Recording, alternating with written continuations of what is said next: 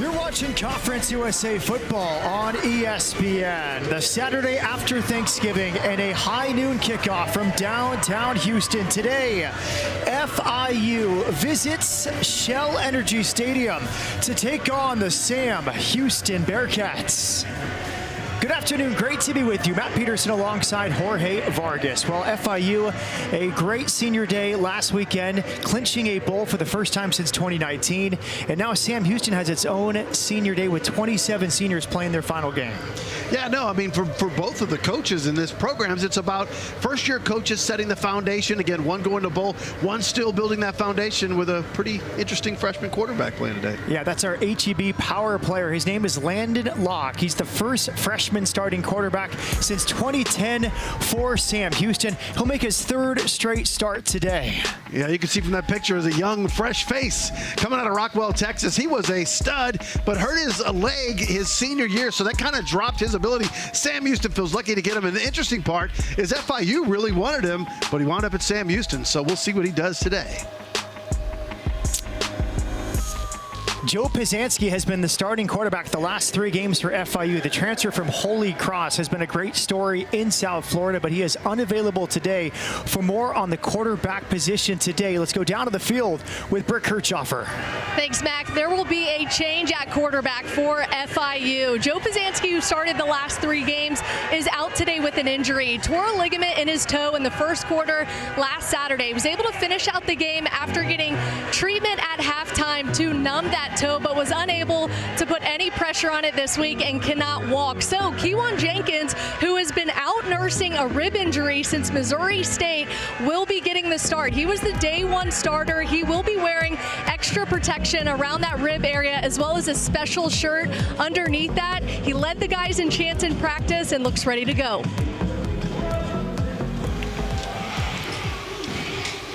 And there he is, Willie Simmons, a.k.a. Shotgun, was the quarterback at Clemson. He's really earned this opportunity, Jorge Vargas. I'll tell you what, talking to him this week, we absolutely love him. He's just a guy who ignites fire in you. And there is Phil Longo, first year as Sam Houston head coach, deep ties to the program as the prior offensive coordinator. He has got such faith in what the actual university wants to do. You could tell he's like, I'm thinking way past today.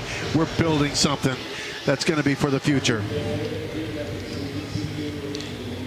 Pretty good weather so far in Houston, Texas. There might be some thunderstorms later on this evening, but the window for this game looks good. Sam Houston wearing its bright orange uniforms on senior day. FIU in its blue uniforms. They are playing with house money, Jorge Vargas, as we see our Visit Conroe weather report. 73 degrees, light showers. But this team playing with house money, they're going bowling for the first time since 2019. And how exciting is that? I mean, you know, when you get to go to bowl, it just really sets something up. It's the extra and the unwritten key for a team going bowling is the coaches get to coach longer with their players, spend more time, groom some of the young guys, and really bring some up. So a bowl is not just about the now and paying off your seniors. It's really about building something and being able to get the freshmen and the sophomores and get them to look what's going on in the future. Sam Houston will kick off. Now back to receive Andre Brown. And here we go on senior day. Andre Brown will take it out from the 4-yard line. Brown cuts right. He has a few blockers. Brown over the 25, wrestled down at the 30-yard line. Good start for FIU. You know what I love seeing in special teams? No flags. That's always that makes my heart happy. The very first play, no flags. I like it. 3 straight wins for FIU, and now Lights returns. His 3rd year as a starting quarterback, injured his ribs. As Brick told us against Missouri State, he's back in the starting lineup, replacing Joe Pizanski. Kejon Owens in the backfield, off to the right of Lights, Kewan Jenkins. Handoff, first carry for Owens. Picks up 3. He's already set the single season rushing record, 1,174 yards for the senior at a Miami Central High School. And now number 5 has number 1 beside him. Owens, a 6th-year senior. Jenkins, junior quarterback, his third year as the starter. He looks left, now he's going downfield. Open man catch made. McGuire Anderson into Sam Houston territory. Absolutely great job there from the offensive line. You see the absolute protection that he had there on that play. And again, a great route and outright. Watch right here. He just does a little fake pump and it allows his receiver to take that extra move to the outside, throws back shoulder. Great play. 1st and 10. Tyler Bailey in coverage on that play. Now he's flushed out to his left. He has some room to run. He has a blocker. He's past the 40, cuts inside. Still running. Lights into the red zone. Tripped up at the 6. What a return for Kewan Jenkins. Wow. Lights is the word. Lights out. C.J. Brown made the absolute shoestring tackle there at the front. Watch this. He cuts there. And 24 does not stop, goes right back at him. Watch here, he dives and just clips his toes, excuse me. Back to the ground, he's trying to turn the corner, he's wrestled out, he fumbles, it rolls out of bounds right past the pylon. Looks like they called him down right before that, man. A carry for Kejon Owens. A quick first drive for FIU. The preseason offensive player of the year in Conference USA, his 3rd season as the starter, Kewan Jenkins. 2nd and goal from the 4 for FIU. A man in motion, fake of a handoff, easy play. He'll walk into the end zone with the little gallop. And a touchdown for FIU, and it's Dallas Payne. Broke his hand earlier this season, no problem on that catch. A touchdown for the Panthers.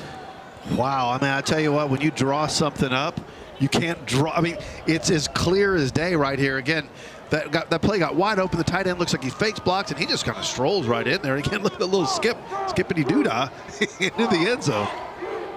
3rd touchdown of the season for the Bay St. Louis, Mississippi native. And what Grant's the kicker? It's up and good. Quick work for FIU. They march down the field and score inside the first 3 minutes. Panthers up 7-0 in Houston.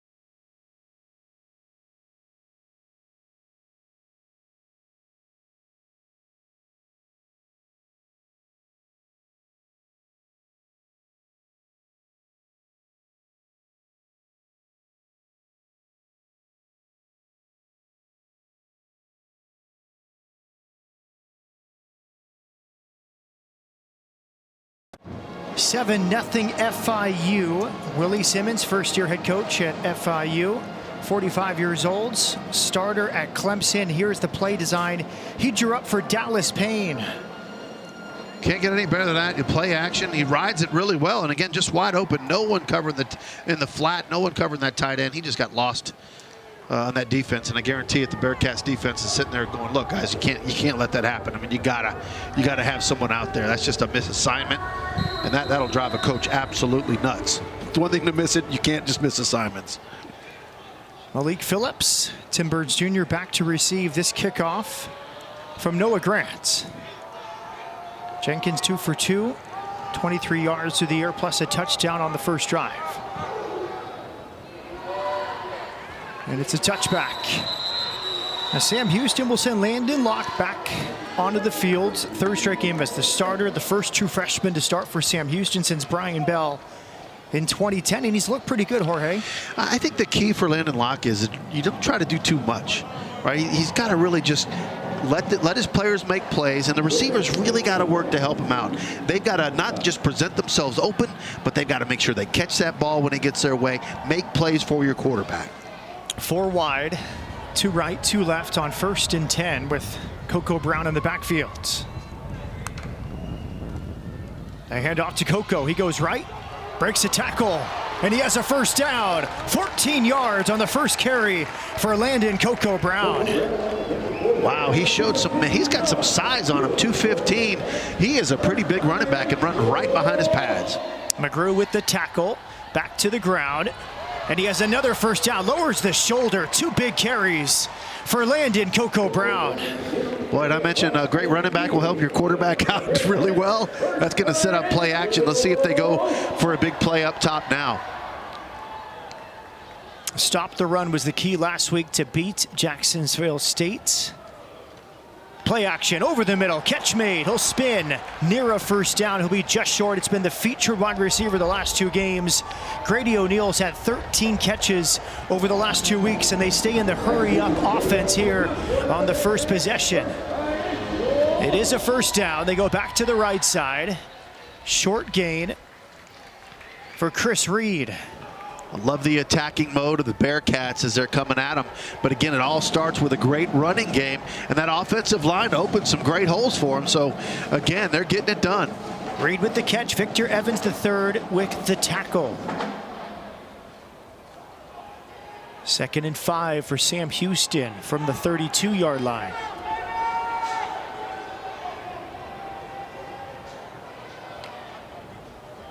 Another play action. He's going down the field for Chris Reed. He's caught it, and he's down inside the 1-yard line. Perfect throw from Landon Locke. Holy smokes, that's a great job. And again, it all predicated off of play action, and he put it to the outside where only his receiver could get it. I thought he got in the end zone, I'll be honest with you. 1st and goal from inside the 1-yard line. Yeah, they're going to take a look at this, Matt, to see if this is a touchdown. Short of the goal line is under review. They will take a look at that. Somebody hit the pylon. Was it the defensive player or was it Chris Reed? I think it was Chris Reed. I think he got in there and clipped it. But we're going to get to see it. How about that? Great catch. And again, he went to his inside to get that. Yeah, his foot goes inside that pylon. The ball's in there. I think it's a touchdown. He is bobbling the ball, but looks like he regains possession there on his right hip. Yeah, he pulls it to his hip. Not conventional catch, but I would call that a catch. Doug Mercer is our referee right today. Here. Yeah, I think he had that on his hip as he went across, but I mean, that's a touchdown. His foot was inside that pylon. But what a big play, Matt. I mean, again, and it started with just a run, a hammer. It created play action. You see how it just opened things up for him. And the DBs had to come in. They started coming in. It allowed them to get by him. Some big plays, in the air. And what a way to start for your freshman quarterback.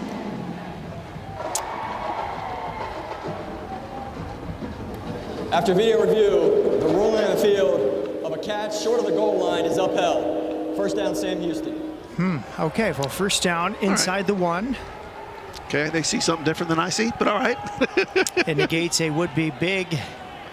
Well, I think they may see that the ball was on his inside as he crossed and not across the goal. His body may have gone across, but the ball wasn't.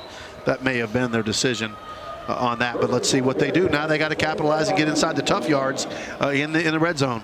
Would have been touchdown number 6 for Chris Reed. Now it's Locke from the shotgun. Coco Brown to his left.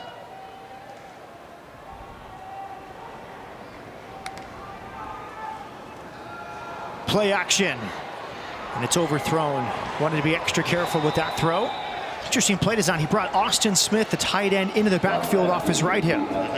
Yeah, but what he did there, once he saw it, he saw he was covered, he purposely threw that away. He's like, I'm not taking a chance. And again, that shows some real discipline on his own, because, you know, quarterbacks want to make a play. They want to make the highlight. And I think right there he thought, you know what, I'm not even playing with this. We're throwing this away. We're going to live for another play. And I think that's a great job. Humphreys, the wide receiver, off to the right. Chris Reed off to the left. Coco Brown's in the backfield behind Landon Locke. 2nd and goal from inside the 1. Coco Brown is in. Touchdown, Bearcats. Landon Coco Brown, his 5th running score of the season. Yeah, I was going to say I would be surprised if they didn't go to Coco. 5'11", 215. And I mentioned a minute ago, he runs behind his pads. And what that means is watch his leverage. And again, he gets lower. You see how he just hammers in? He explodes through a tackle there. And I mean, you got to be something to stop him cold there. But a great job. And good blocking for the Bearcats have been really excellent. Pavon on for the point after touchdown.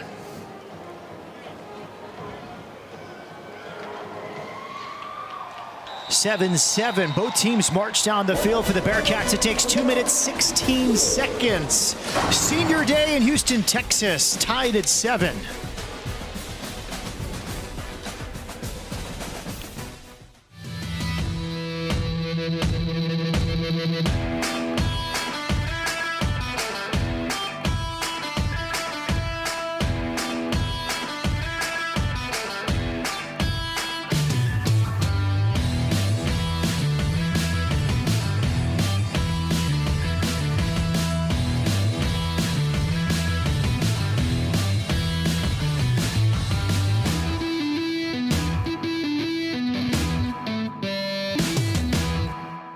Should be another good day of shopping here at H-E-B.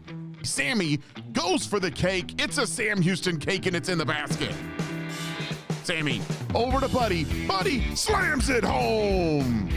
They're going for tortillas. It's going to be 3. Sammy now looking for some help in the meat department. He's got it. Sammy, not 1, not 2, not 3, 5 bags, a new school record. Add a little fresh fruit and let's check out. Another win for Sammy and Buddy. I'm Clara Mae Johnson, and when I grow up, I want to be a zoologist and a professional barrel racer. I'm Canton Wayne. I want to be a professional calf roper. I'm Drew Grace Level, and when I grow up, I want to be a professional barrel racer and professional roper. The future stars drive trucks from Bill Fick Ford. You know, maybe sometime later. On a field or just on the go, UT Physicians Orthopedics is with you during life's unexpected stumbles.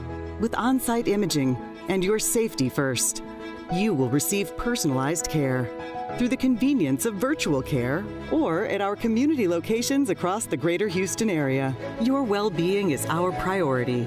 Better healthcare starts with you. UT Physicians. Call us today. Shell Energy Stadium on the east side of downtown Houston, Texas. Matt Peterson with Jorge Vargas. Brooke Kirchhoffer down on the fields. Senior day for 27 Sam Houston seniors. FIU celebrated its senior day with a come-from-behind victory last weekend against Jack State to clinch bowl eligibility for the first time since 2019. Tell you, you know, we got a lot of offense quick. You know, we knew FIU could be explosive, but what is great is that the Bearcats answer quickly with their own explosive plays.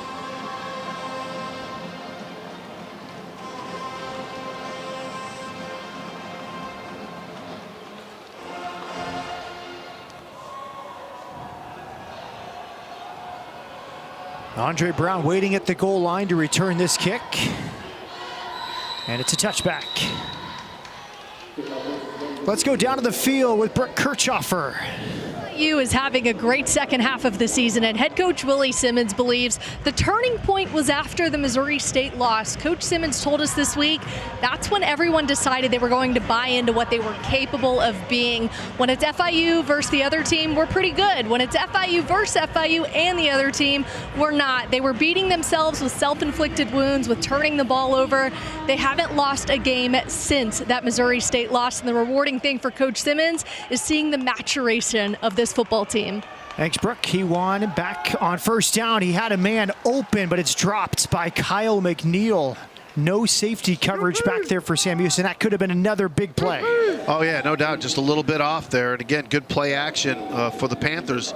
And again, just couldn't hang on to it. And again, I got to mention the Panthers are they're a big play team. That's what they do. They're 9th in the nation on big plays, 25 over 20-yard plays. And of course, they had that one by Lights earlier just a little while ago. Jenkins sends Anderson off to the right. Back to the ground. Well read by Sam Houston. Short gain on second down. Can they stop that? There wasn't a whole lot of room there, and some good tackling by the Bearcats. Christopher Eaton Jr. with the stop. Third down and 10 for FIU. Kewan Jenkins, the starting quarterback, after a toe injury to Joe Pizanski last week. 36% on third down, FIU this season. Kewan Jenkins has a clean pocket. Now he'll step up. He fires. Great defense. It's batted away by Iman Allen. Bring it up, fourth down. Boy, you can't time it any better than that, Matt. I mean, watch him. He's on his hip pocket as a defender. See him right there, a little bit behind, and then he just dives up. There he is, right there. Look at that. He just gets extension right on the ball and just bats it away. That is fantastic coverage and great timing. Intended target was McGuire Anderson. He knocked it away. Now he drops back in punt coverage. It's Iman Allen set to return this from the 30-yard line.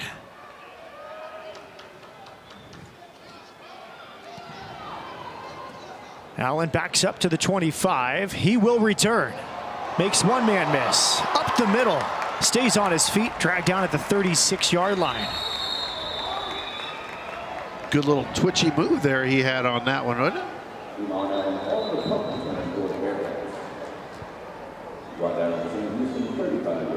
Sam Houston gets the ball for the second time. Good field position, Jorge, from the 39. Yeah, they sure do. And they got a player down there. FIU Panthers down.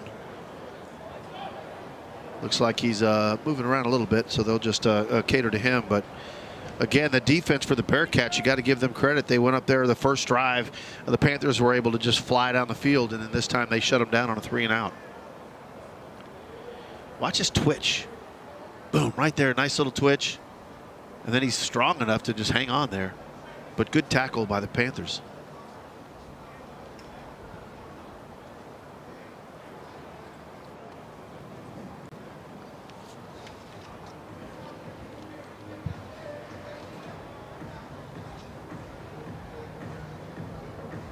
Websley Etienne,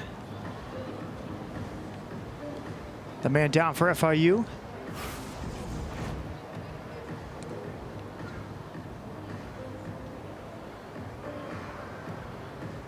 Yeah, looks like some friendly fire, just a lot of helmets flying around there. Just got hit. Probably knocked the wind out of him, looks like, because he's moving around really well. It's just sometimes you get hit, you got to collect yourself. You got to do a little, it's kind of like restarting your computer. It's got to get everything going. You're just checking make all your extremities are working, right? Etienne from Fort Lauderdale, Western High School before Arkansas State. FIU lost 13 starters in the transfer portal after last season. 8 of those to Power 4 teams. Only 4 return on offense, only 2 on defense who started 4 or more games last year. Jose Jefferson, the GM, longtime friend, one of the first calls for Willie Simmons after he got the head coach job. Willie knew he needed a GM in the modern college football landscape. He called Jose, and Jose has helped bring in 25 newcomers, restocking the system, and now bowl eligible after last week's homecoming win. Second possession for Landon Locke and the Bearcats.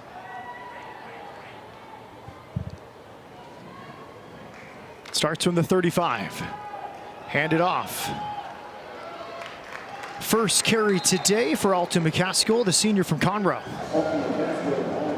Tell you, how about that, going right back to the run and getting success? And again, you got to give it up to that offensive line, creating some holes. McCaskill, 339 yards on the season, averaging 4.2 yards per carry. He picked up 5. 2nd and 5 for Sam Houston. Good play fake. Out to Chris Reed. He's over midfield with the Sam Houston first down. Sterling with the tackle for FIU. Yeah, the Panthers sit in a soft zone right there. And again, the play action is what rides it. Look how well he rides the running back. You called it on that, Matt. He just rides it. The defense has to sit there and wait just a second, and it creates that room for your offensive receiver. The receivers are doing a good job of hanging on to the ball. More hurry-up offense from the Bearcats. McCaskill in the backfield. Play fake. Over the middle, low throw. Chris Reed tried to scoop it off his shoe-tops. Yeah, he needed a baseball glove for that one, right? He needed to scoop that up. And again, play action, that one he didn't ride it quite as much, and I felt like the defense didn't have to hang on there, but that ball was just too low. Drops have been a story in recent weeks. I think that one's more on the quarterback Landon Locke, but Coach Longo told us it's different for every receiver. Sometimes it's concentration, sometimes it's contact lenses. He had a former player that needed contacts in the past. Once he got contacts, he was catching everything. 2nd and 10. Hand it off. Good tackle in the backfield. John Chaney Jr., that's why they call him Chainsaw. Well, he's in Texas. Maybe he watched a lot of Chainsaw Massacre movies. I don't know. But I'll tell you what, watch. It was great technique. He stayed true on that end, made sure nothing got outside. And again, that's just a form tackle. He got right up in there in his grill. Good tackle there. Dewitt, the defensive coordinator, was honest. He said, I wasn't sure he was fast enough when I watched the tape of him in his previous time, but he certainly is fast enough. He's played through a bum shoulder, will not come out of a game when injured.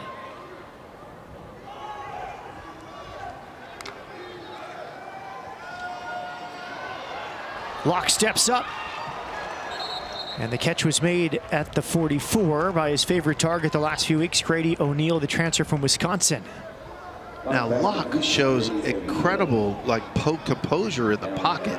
The way he moved and stepped in right there, a lot of quarterbacks can get rattled and get quick feet and sometimes go back out of the pocket into trouble. He did a great job of stepping right up in there and delivering the football. They're going for it on 4th and 4 from the 44.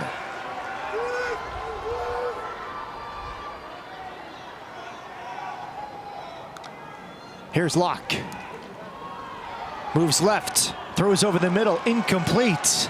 FIU stands tall. They get the turnover and downs. Victor Evans III applying the pressure on Landon Locke. Well, that was an interesting decision to go for that. I know you want to be aggressive in there, but that was an interesting decision to go for that one because now you've got the Panthers in great field position. And again, there just wasn't a lot open. The Panthers did a great job of defensive coverage. And again, he threw in between 2 defenders. Honestly, he was lucky that ball was a little bit off and incomplete. And now the Panthers, they got to feel pretty good about getting good field position, and now they're going to attack.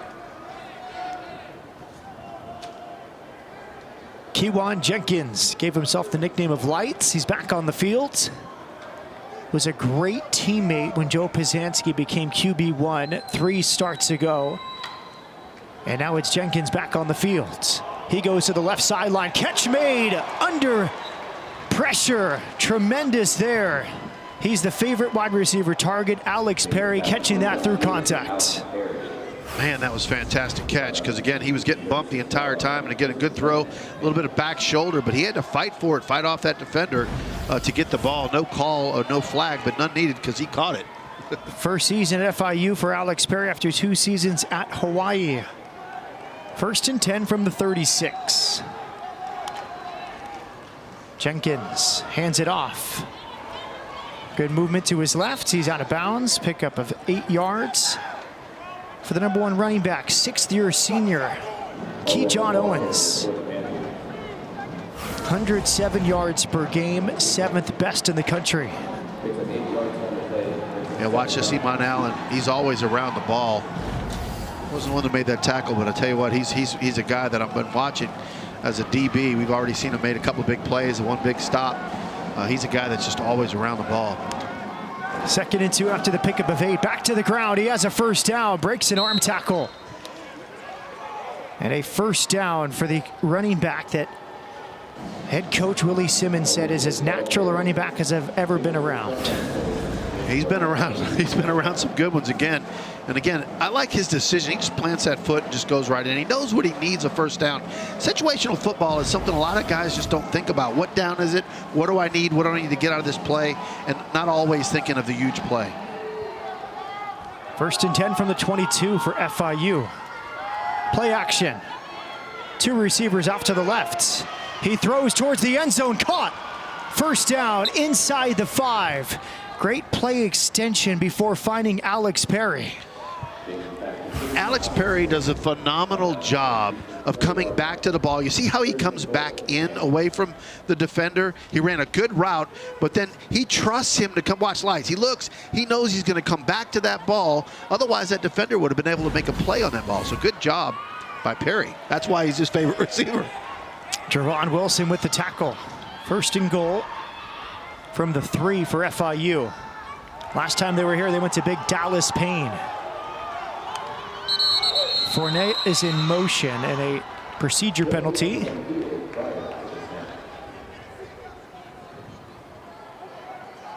I don't know that everybody got set. False start. Offense, number 78. 5-yard penalty. First down. That's Jaleel Davis, 5th-year senior from Hamlet, North Carolina. Backs them up 5 yards, makes it 1st and goal from the 8. Nothing gets you more upset than a procedure penalty inside the red zone. That's when he talked about fighting themselves, right? You can't fight yourselves in the red zone for sure. Verdugo out to the far right hash. Owens in the backfield. Great balance there from Kiwan. He throws to the end zone. Caught! Touchdown FIU! Alex Perry in the back of the end zone. Wow. What a catch and what a great job by Lights keeping his balance on that one, right? I mean, that was phenomenal.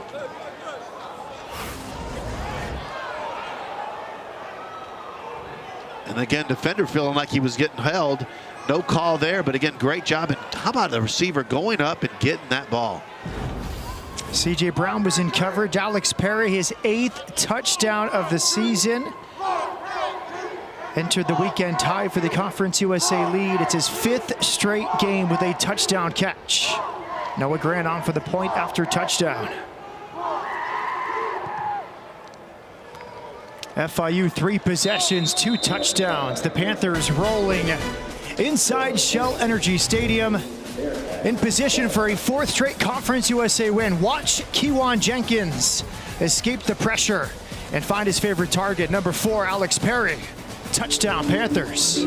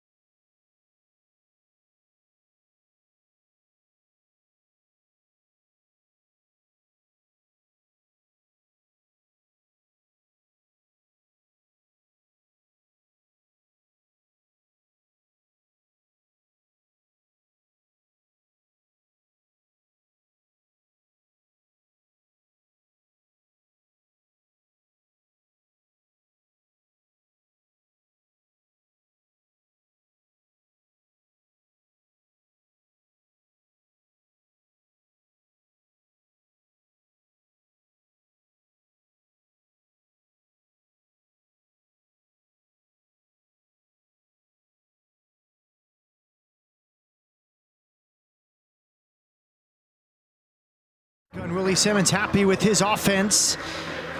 His QB1 from day one of the season. Kewan Jenkins back at quarterback after the injury to Joe Pizanski. What a luxury to have Joe Pizanski coming over from Holy Cross with 4 years of college experience. Kewan Jenkins, third year as the starter, the Conference USA Offensive Player of the Year. And from every coach we talked to, Jenkins was the biggest cheerleader for Pizanski after Pizanski started the last 3 games. And that shows leadership, Matt. I mean, that shows a guy that's about the team first, not him first. And right now, how about him? 5 of 7, 70 yards, 2 touchdowns. That's pretty good leadership as well. Tim Burns Jr. back to receive the kick from Noah Grant. He's going to take it out from 2 yards deep. And he's up to the 20-yard line. Offenses has been flowing, 132 total yards so far for FIU, 96 for Sam Houston. And again, the Bearcats offense has been really impressive in the offensive line, I feel. And again, I think you're going to see a little steady dose of some cocoa coming up, and they're going to attack him. But actually, no, not right now. They've got McCaskill in there at running back. 2 excellent running backs out to McCaskill, supplementing Landon Coco Brown. Here's Locke. FIU showing blitz. Now they back off. It's handed off to McCaskill. And he's down after a pickup of 6 or 7. Johnny Chaney Jr. with the tackle. Johnny Chaney Jr. 96 tackles on the season, 5.5 tackles for a loss. Had 8 last week. Again, you can see on that play right there, they had a run blitz coming on. They're going to attack, and they're going to try to stop that run and make sure to again, challenge them and make them try to throw up top. But again, that maybe if the Bearcats can keep that run, you watch, they're going to keep having some openings in that play action. Stephen Shannon with the tackle. 3rd down and 1. And a flag comes in. Start. Offense, number 85. 5-yard penalty. That's Dylan Burke, freshman 36. tight end from Melbourne, Florida, who moved. Let's go back down to the field with Burke Kirchhoffer. Websley Etienne for FIU has gone to the locker room after walking off slowly a few drives ago. He was able to put weight on his lower legs, but the trainers wanted to get an extra look after he spent a lot of time in the injury tent. And then it was a holdup at the injury tent as Brian Blades came in for a foot injury. He's working off to the sides right now as well. We will get an update on both of them if they are ready to go. Blades looks like he is ready to enter the game. Good stuff, Brooke, and then a pass breakup right around the 1st down marker. Intended receiver was Grady O'Neill. There was 3 in coverage there for FIU, including their star freshman from Tallahassee, Josiah McGrew. He was throwing into trouble right there, Matt. I mean, there was 3 guys. There was a band of people around there, but he just wanted to get it in there. Like you said, his favorite target. Sometimes your favorite target, you're like, I trust him to make something happen. But there was a lot of traffic in there.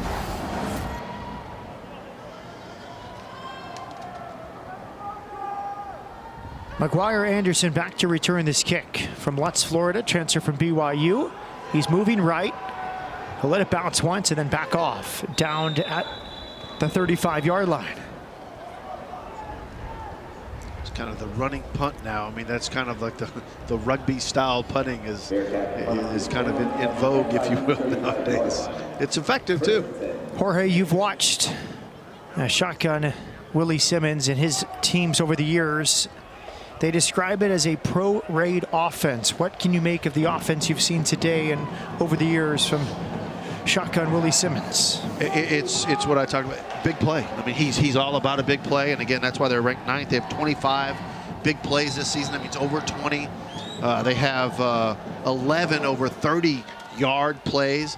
And again, they had 2 already today. So, I mean, that's what they predicate things off of. And he loves the big play. And you watch, they're going to go at it again. Empty backfield, 5 wide receivers. Sam Houston brings the pressure. It's downfield, another big play for Alex Perry. He had the touchdown on the last drive. No safety help, just a flare out to the right for Perry.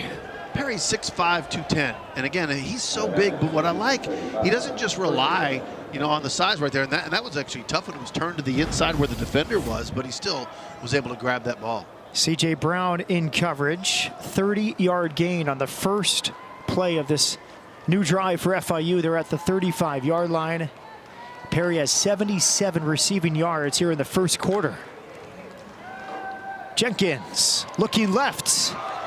Some contact, incomplete. Intended target was Kyle McNeil. They're pretty liberal on the physicality of defensive backs today when it comes to coverage, because right there I feel like he was kind of getting held around the hips there for a little bit if you watch this. Cecil Powell in coverage. Yeah, a lot of contact there, but no flag. It's been a balanced attack so far. 6 passes, or 6 for 9 he is through the air. 6 rushing attempts for 62 yards for FIU. They bunch it up with 2 receivers right. Fake handoff. He's looking back to the right, all alone, but it's dropped. Not the best throw from Jenkins. He was trying to find Anthony Kari out in the right flat.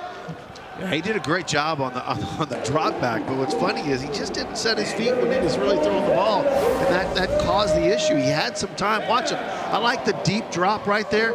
He just didn't shift his feet. He kind of shifted them. He just really it went low. Low and outside, your receiver can't get it, and if he could have, he really wouldn't have been able to go anywhere with it. Big third down here. 3rd and 10 from the 35. They bring 3 receivers off to the left for Kewan Jenkins. Jenkins looking left. Now over the middle, he steps up, he's under pressure. And he's found a man, it's Perry. Perry escapes a tackle. Perry down the sideline, Perry into the end zone. The second touchdown of the first quarter for Alex Perry. Wow, Perry is absolutely exciting to watch. He is big, he is fast and elusive. I mean, he takes such long strides, it really didn't look like he kicked anything in, but when you see him just start running by people, and again, shows the strength there, and again, just elusiveness right there, a little forearm, that's special.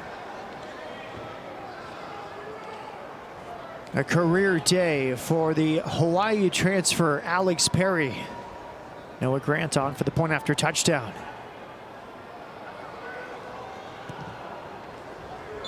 A flag is thrown as the kick is up and good. It's offside against Sam Houston. This will be declined. Offside. Defense number 2. The penalty's declined. Try is good. 21-7 FIU, and Jorge Kewan Jenkins just seems to find his number 1 receiver. Look at this. He extends the play and he's like, where's number 4? I found you over on the left. That's right. Where's 4? And again, I know why he's throwing the 4. I mean, just, again, look at the moves, and he's just smooth and confident when he grabs that ball. Look, he's already had a full game. We're still in the first quarter. 112 yards, 5 catches. The longest was 35 yards. Another big play. They've had 3 big plays today. I mean, it's just incredible to watch him play. And again, if you're number 1, you're looking for number 4, and he's going to make those big plays for you. But again, I will say this too. I think the offensive lines for both sides have actually done a pretty good job giving their quarterbacks time. And again, I think for Lights, he hadn't played in a bit. It's good to see him catching his rhythm.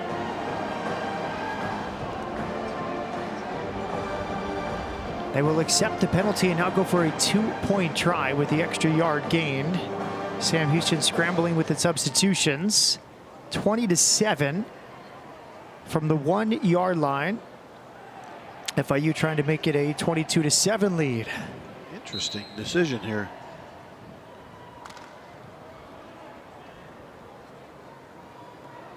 Kewan Jenkins has 2 in the backfield.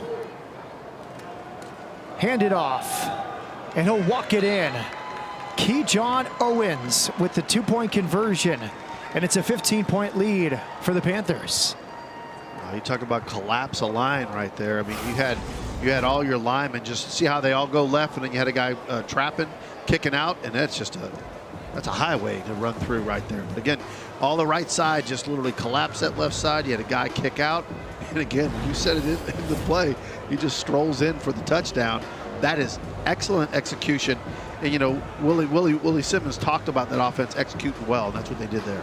Let's go back to the field with Brett Kirchhoffer.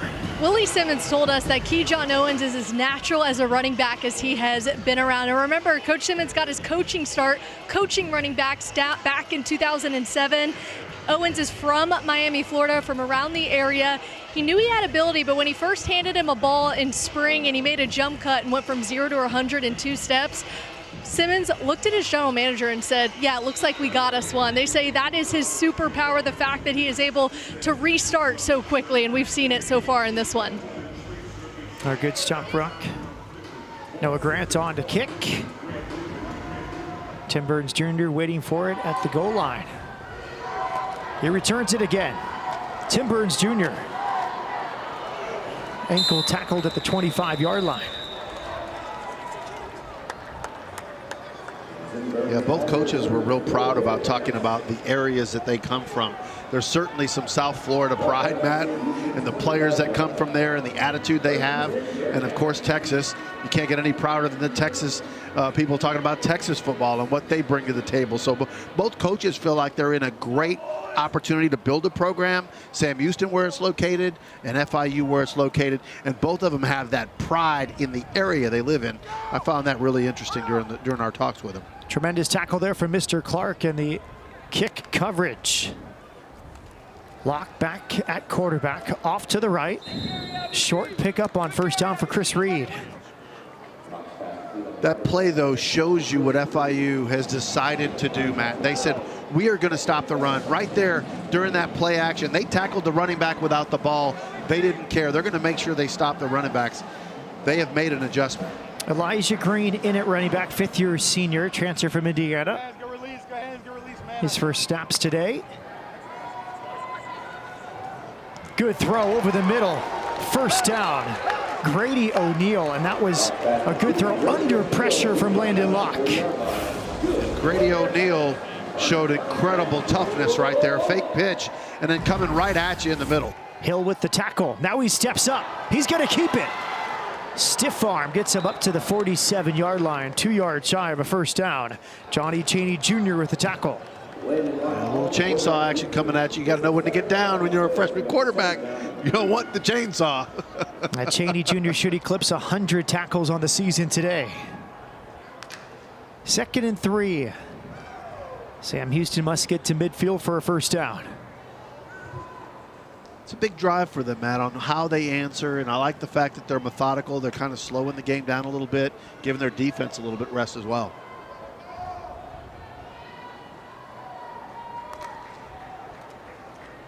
Locke does hand it off. He cuts upfield, and he has a catch. Great run here, Elijah Green inside the 20.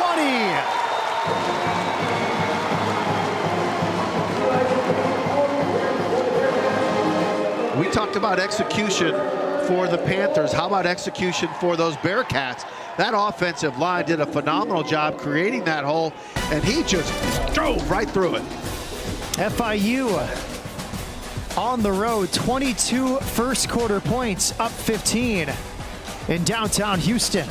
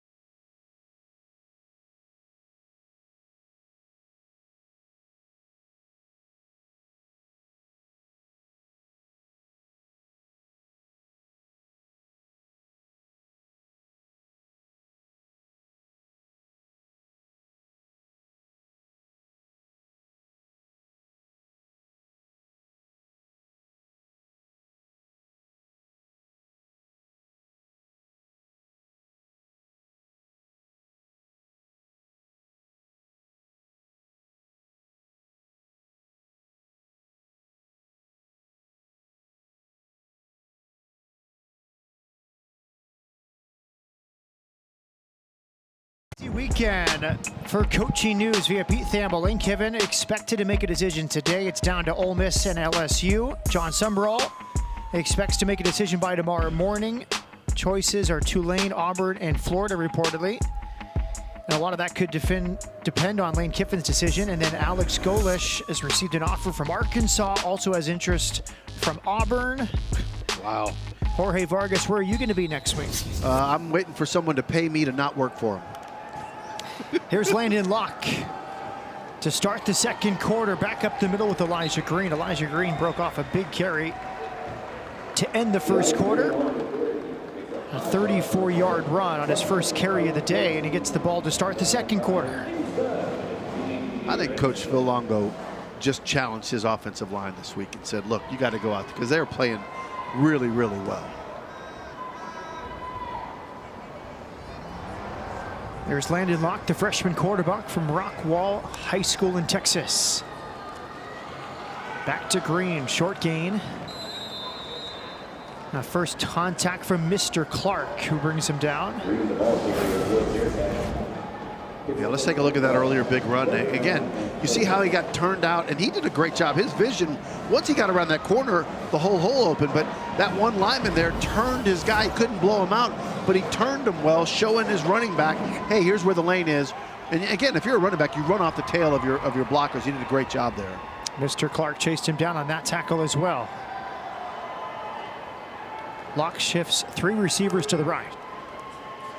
3rd and 4, flipped out to the right, a bobbled catch and an immediate takedown.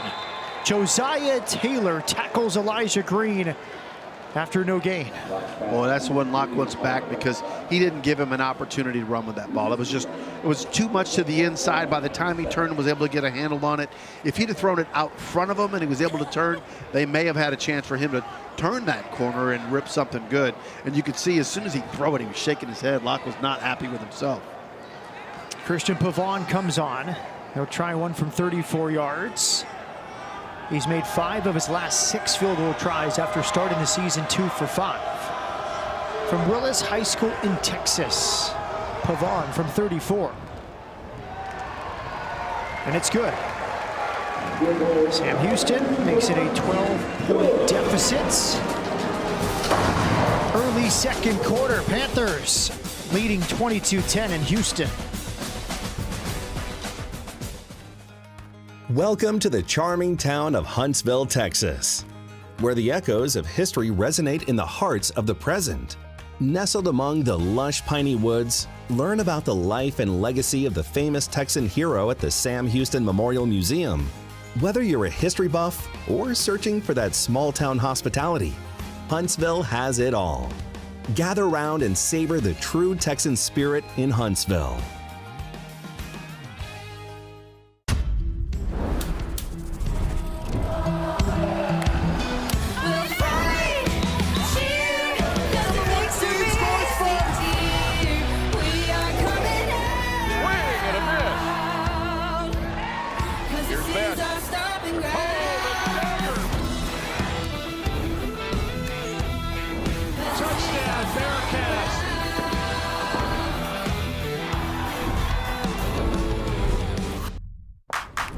This is where your ambition takes flight, at a top-ranked research university in the heart of Miami. This is where we crush cancer, explore oceans, and pioneer sustainable solutions.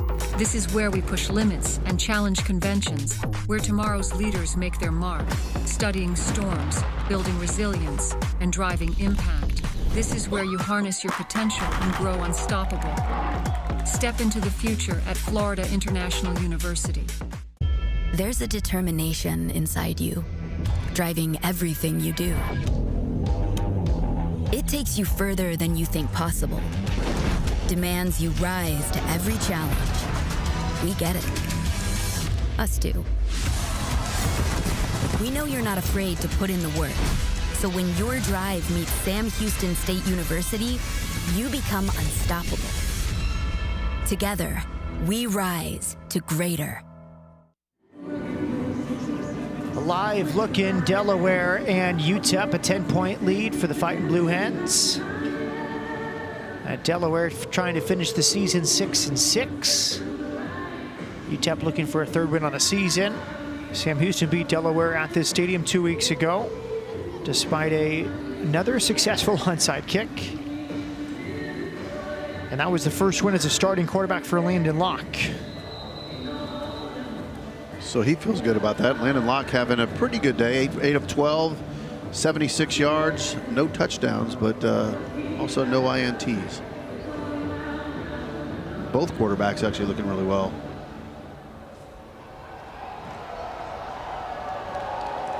Pavon set to kick.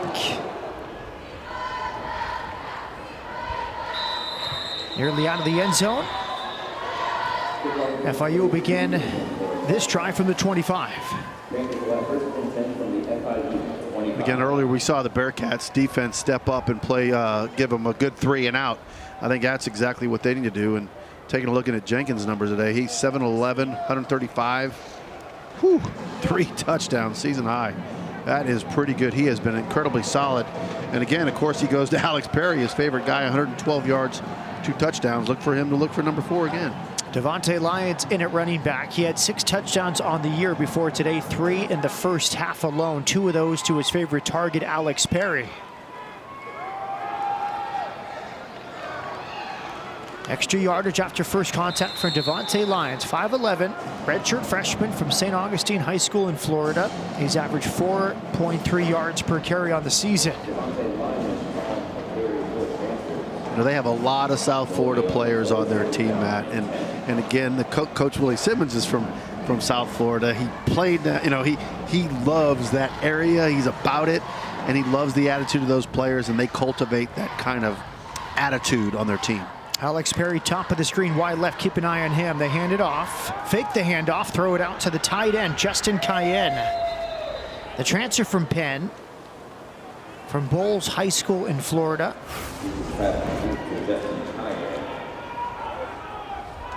He sold me on the play fake. I thought that was a handoff. Yeah, no. He's doing a good job of really riding it in there. He certainly did it on that play.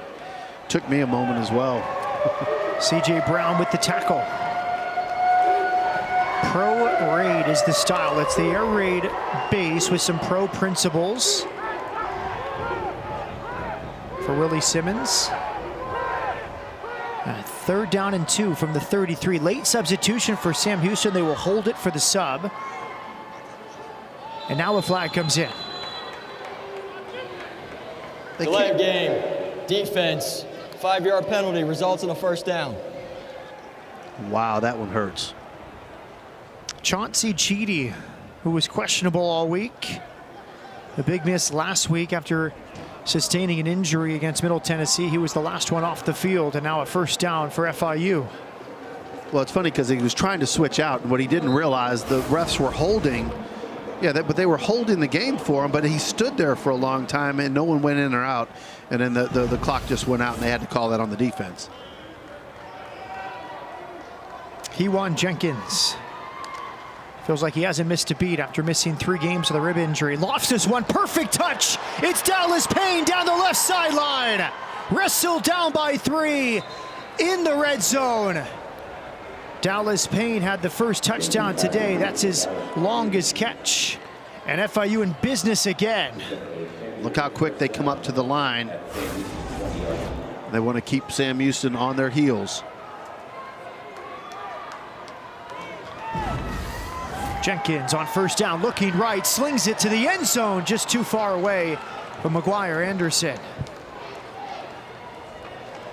I think it's the 4th or 5th play over 20 yards today that we've seen from them. And again, they're all about big plays, and Coach Willie Simmons believes when you can do that deep strike, you just take the will out of another team. And you talked about pro raid. What's interesting, both of these teams, their offense is predicated on that old air raid offense that has elements in spreading guys out and really attacking offensively, while not just dismissing the run. That prior catch for Dallas Payne went for 42 yards on the left sideline. Jenkins on 2nd and 10. Hands it off. Good tackle near the line of scrimmage as it went to Devontae Lyons again.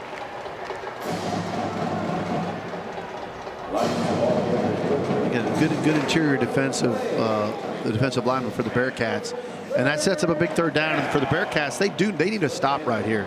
They can't afford another, give up some more points right here other than stop them to a field goal attempt. C.J. Johnson and Tavius Fish combined for the tackle. 3rd and 8 from the 18 for FIU, and Kewan Jenkins.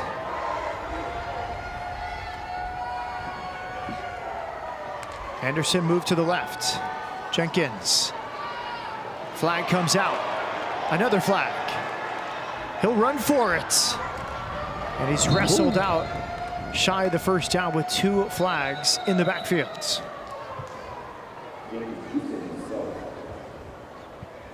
Looks like it's going to be most likely a holding call there.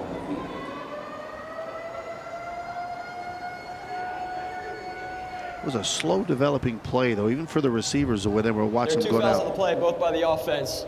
Holding, number 78, that penalty's declined. Holding, offense number 55. 10-yard penalty, repeat 3rd down. I always love when they do that. So which guy did you really, what's the one you really didn't like? Decline one and go for the other one.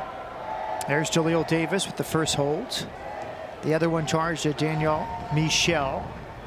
It's a big offensive line. They say we recruit big players. Big at offensive line, big at tight end, big at wide receiver, big at running back.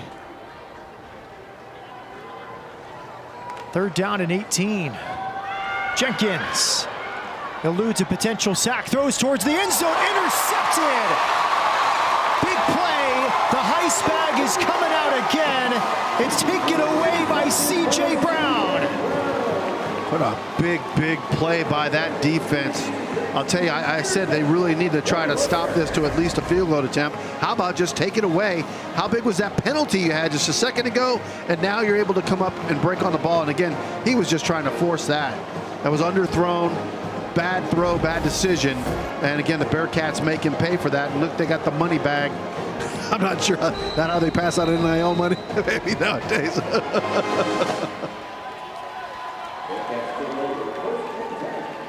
Sam Houston has won the turnover battle 6 times this season. FIU was in field goal range before that turnover. Back comes Landon Locke. He's going to run out of the end zone, and he slides just shy of a first down.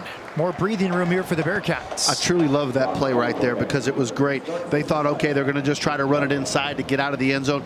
He faked it, had it wide open, and they did a good job of skating just to give them some room in the back there and not put too much pressure on them if they're going to try to pass from their end zone. A gain of 6, 2nd and 4 for Landon Locke.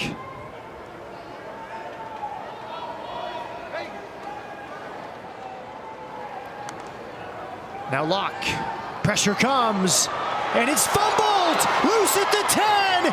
Fumbled again, who has it? Picked up by FIU! Each team trades turnovers.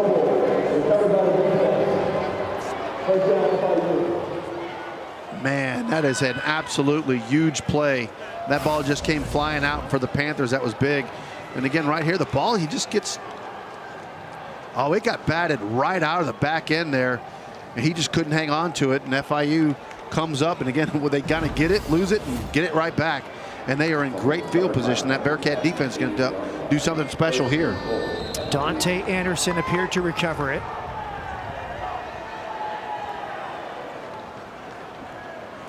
Anderson punched it out.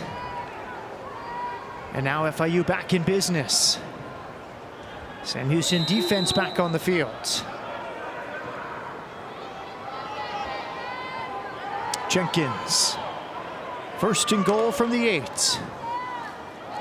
Hands it off. Inside the 2 for Kejon Owens. They got a lot of movement up there in front. Got a lot of yards in that good one. But they just coming right at him. That was kind of like a will play. We won it. Hurry up for the Panthers. Movement before the snap.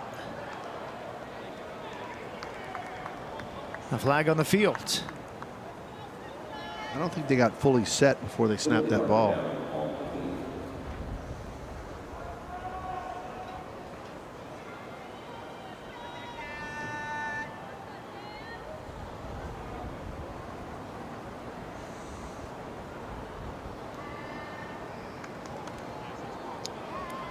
False start. Offense, number 71.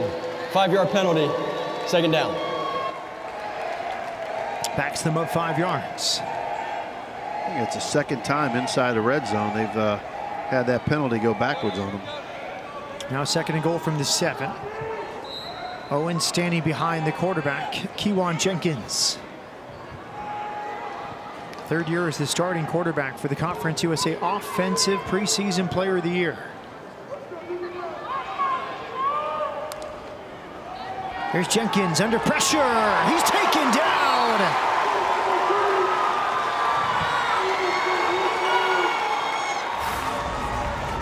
C.J. Johnson alongside Tyler Bailey. Boy, that's what you call a sandwich defensive thing right there. They both came coming. And again, Sam Houston's been playing more of a base. They haven't been blitzing a whole lot. But when you blitz like that and it pays off, that is fantastic. Backs FIU back to the 12-yard line. 3rd and goal from the 12. Watch them look for Perry up top in that corner, Matt. Anderson put in motion. Here's Jenkins. Looking right, throws it high and overthrows Anderson. 4th and 12 now, and the field goal unit comes on. That's a victory for the Bearcats defense right there. I mean, again, they had an interception that stopped that big drive. The offense turns it back over, and now they stop them for a field goal. That's a big, big stop for that Bearcat defense. Noah Grant, 12 for 15 on the season. This one from 30 yards away.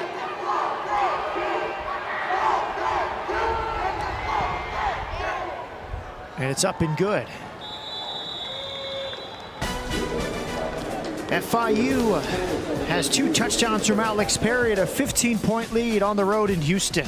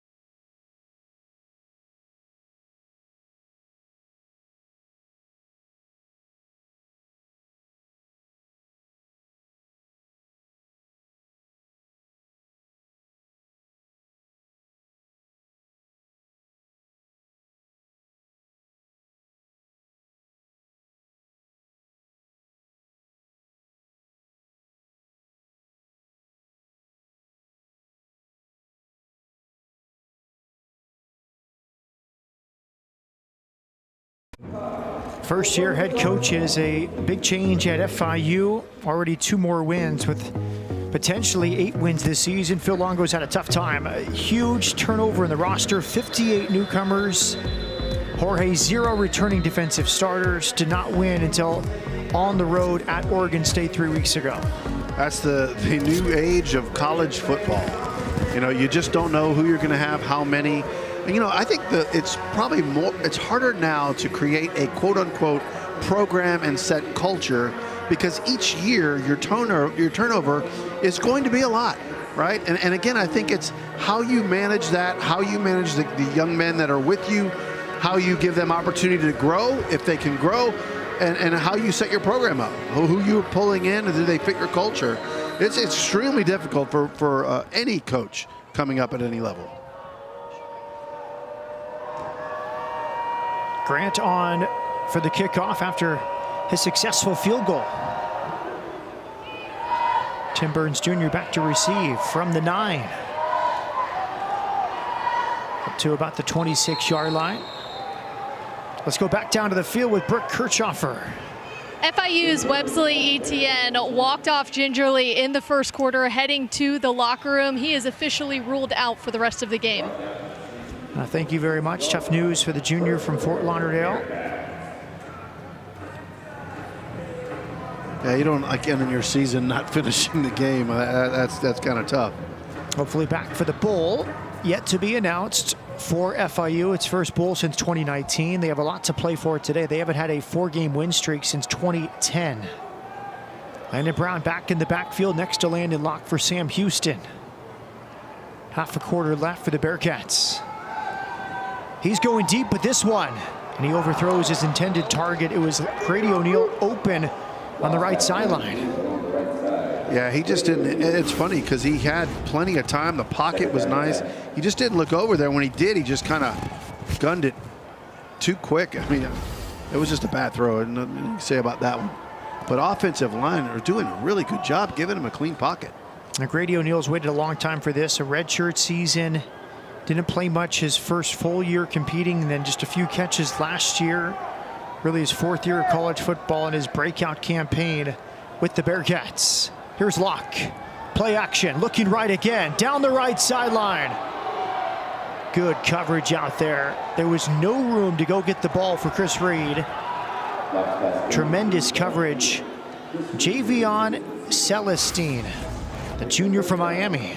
And again, you cannot get better coverage than that. He's on his hip. He's covered the entire way, but he knew what he wanted to go for as soon as that snap. But I'm telling you, I'm kind of surprised they've gotten away from the run game. Their run game has been so successful. It's created the opportunities, that play action, and they've kind of steered away from that run. And now you notice the coverage is tighter because they're not concerned about that run. And FIU certainly has decided to stop that run. 3rd and 10. Locke looking right again, throws it away. They're averaging 7.2 yards per carry, 94 yards on 13 attempts, but now the punt unit will come back on for the Bearcats. Yeah, that drive's not going to make anybody happy. Coach Longo looking over there, he's just, you know, a little bit perturbed on that one, but again, they'll regroup and come back out there. But they're going to call on that defense to make a big stop again. McGuire Anderson back to receive the punt from the Australian Curtis Durand. He punts from the 15. Caught at the 29. There was 4 Bearcats waiting for him. And first 15-point lead for FIU. There's a flag on the field. Stop everything. It's the officials.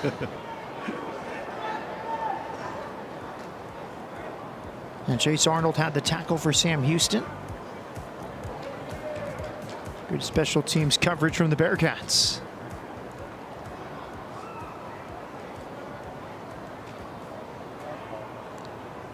Both teams with 3 penalties today.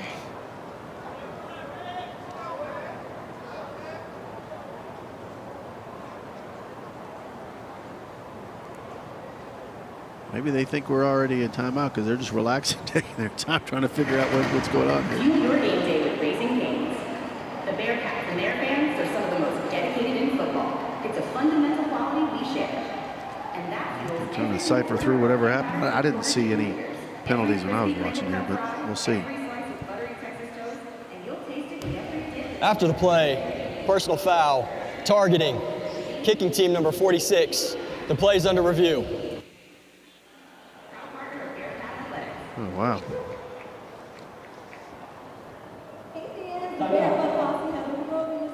Carson Whittington will take a break as they review this potential targeting call. FIU up 15 in Houston, Texas. You are are at the center of our care, offering more locations that put you closer to advanced medicine, providing virtual office visits with your own doctor, and primary and urgent care when you need it, where you need it, and how you need it. This is convenient care designed around you. Memorial Hermann, advancing health, personalizing care. Should be another good day of shopping here at HEB. Sammy goes for the cake. It's a Sam Houston cake and it's in the basket. Sammy over to Buddy. Buddy slams it home. They're going for tortillas. It's going to be 3. Sammy now looking for some help in the meat department. He's got it. Sammy, not 1, not 2, not 3, 5 bags, a new school record. Add a little fresh fruit and let's check out. Another win for Sammy and Buddy. It's hard to explain what this feels like. Moving piles of earth, towing up to 4,000 pounds, cutting millions of blades of grass. We could keep trying to put it into words, but nothing compares to experiencing it for yourself. You just have to get in the seat. King Ranch Ag and Turf, built on tradition, driven by excellence.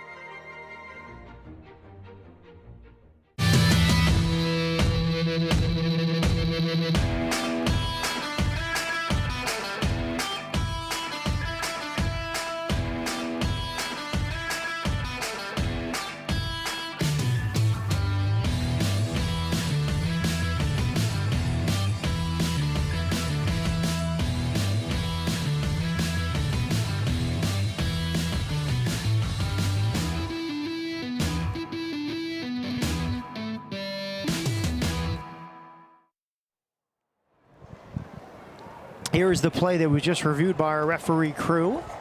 46 at the end of the play. Initially called for target. After review, that call was overturned. That's wasn't a dangerous tackle in my book, but you know, I guess he was down. But the unnecessary roughness call stands. 15 yards gained by FIU. They start this drive from the 45-yard line with 7:02 on the clock. That was the long snapper Carson Whittington called for the foul. It was a tight call. Kewan Jenkins has been sensational as return to the starting lineup. 9 for 16 with 3 touchdowns, 1 interception. Hands it off on the sweep. Cut up field. And a good tackle at the 45, but they're going to get a face mask for that late. The flag came in late. Did he get the face? I thought he had shoulder pads on that one. First touch today for Sequan Nopierre, who was the man in motion on the sweep. Personal foul, face mask. Defense number 2, 15-yard penalty from the end of the run. An automatic first down. 2 big penalties on the Bearcats. Let's watch that. Wow.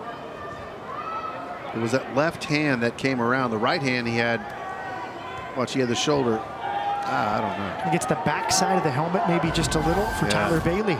Back-to-back 15-yard penalties for the Bearcats. Kewan Jenkins now from the 39 on 1st and 10. He puts Nopierre in motion to the left. Hand it off, no gain. This is a pretty important part of the game, man. I mean, the Bearcats have to keep this game tight. So that defense, there's been a lot of stress on this defense in the whole second quarter of having to make plays. And when your offense isn't generating that offense they did in the first quarter, you can tell this defense has really been up against it, against a really big play offense. Anthony Carey with the carry. Tackled by Brody Henderson and Antavius Fish. Time of possession over 12 minutes in favor of FIU. Back to the ground, and a tackle for loss in the backfield. Carey's wrestled down by Brody Henderson. Brody was on a mission. He came fired in there on a stunt. Did a great job. And again, it's one thing getting back there, but you got to make the tackle, and he sure did. He got on him and wouldn't let those hips go till he drug him down. Henderson, 6'5", out of Jenks High School in Oklahoma. He had the scoop and score, 31-yard touchdown in the fourth quarter for the lead at Oregon State in an eventual win. FIU, 3rd and 15. Well, he's 6'5", 220. He's only going to get bigger. Handed off again. Carey chews up some yardage. Tackle by C.J. Johnson. Now, if you're FIU, I think they're going to go for it because it's kind of in that no man's land as far as field goal and punt, and they're a big play team. I think that's the difference here. Normally, you'd see probably a pooch punt out of here, but I think with the confidence they have in this team making big plays, they'll probably, well, it looks like they are bringing the punt team out. The season-long 51 yards at Western Kentucky for Noah Grant. Oh, they're going for the field goal. Now, this one will be about a 54.5-yarder. The holder is Will Hoyt. Noah Grant for his season long. The kick is up and short. So Sam Houston will take over with good field position, 4:19 on the clock. Interesting. He hit that, looked like a little bit flat, but I'll tell you what, it was on target, heading that way, but just couldn't get enough bolt on it. I kind of like Coach Simmons giving him a shot, right? Giving your field goal kicker a shot if you think he's got it. Let's see what happens. He made his first today, 13 for 17 now on the season. That was his second attempt to beyond 50 yards on the season. Landon Locke back on the field. He's 8 for 15 for 76 yards. No touchdowns, interceptions.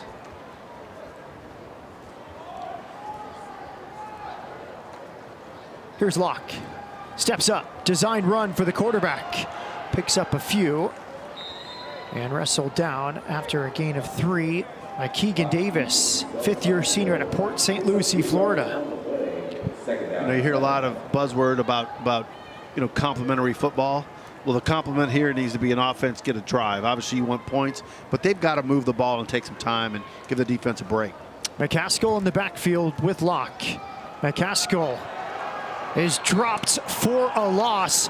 Percy Courtney Jr. combining here with Jermaine Carter for the TFL. Boy, that was a jailbreak for the Panthers defensive line.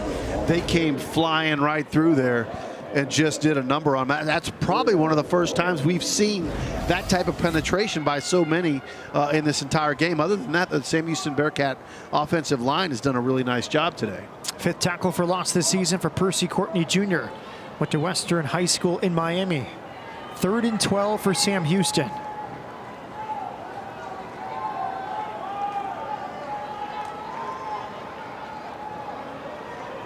Caught shy of the first down, now incomplete. The hit after the catch knocked the ball loose for Tim Burns Jr. Mr. Clark there with the hit to dislodge that one, Matt. Watch this. Pow, right there. Felt like the drop came before the contact. Mr. Clark certainly brings the heat. He's been a star all season. Over 60 tackles, had the game-winning interception, the overtime win against Liberty 2 weeks ago, described as a football junkie. McGuire Anderson waiting for the punt. He's backpedaling to the 15. He will bring it back. Anderson picks up 3. The ball comes loose. Was he down? Sam Houston has recovered, but the officials point in the direction of FIU. He was down at the 17-yard line before the fumble. Yeah, he's celebrating a little too much. He doesn't realize that ball was down. But again, I think that's the right call. Ruling on the field as the runner was down prior to the ball coming loose. Looks like right First there, down. the elbow's down. That ball comes out after his elbow goes down. So that, yeah, his right knee as well, Jorge. Watch the right knee down before the elbow. Oh right yeah, there. Kind of instantaneous, but you're right. Yeah, so that's the right call, but gave the Bearcats some excitement. And again, their defense is put in a stressful situation. They've got to try to keep this score tight and not allow anything happen. And so far, again, I give a lot of credit to this Bearcat defense in the second quarter of being able to hang in there under the stress that they're put under, knowing you're going against a big play offense. Another tackle there for Carson Whittington. He had the potential targeting call. He got downfield for that first contact. Long snapper is getting involved in the tackling today. He's like, I want some of this. 2:55 on the clock in the second quarter for Kewan Jenkins. Flips it out to the right. Another pickup for Alex Perry. He's been a star today. It's his 6th catch. He's already over 100 yards. He has 2 touchdowns. He's been targeted 6 times, Jorge. He's had a catch on all 6. He makes it look easy. That's what when I watch him, it looks effortless. He doesn't look like he's really having to work so hard, and it's the stride he has and the confidence. FIU has all 3 timeouts.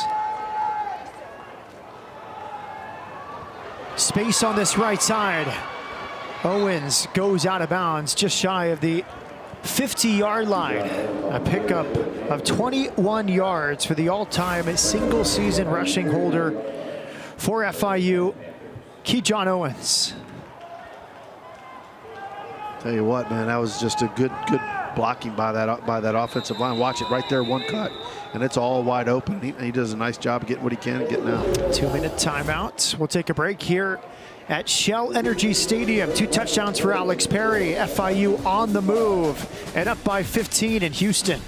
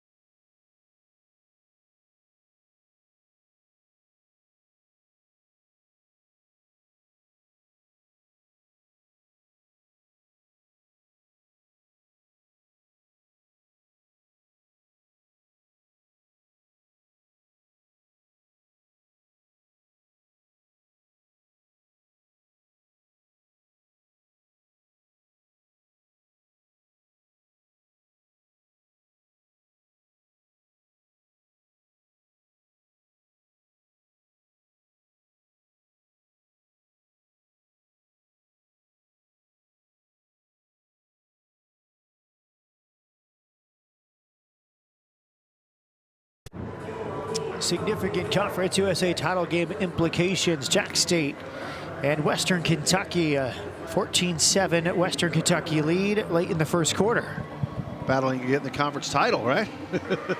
So there's a lot of intensity in that one as well.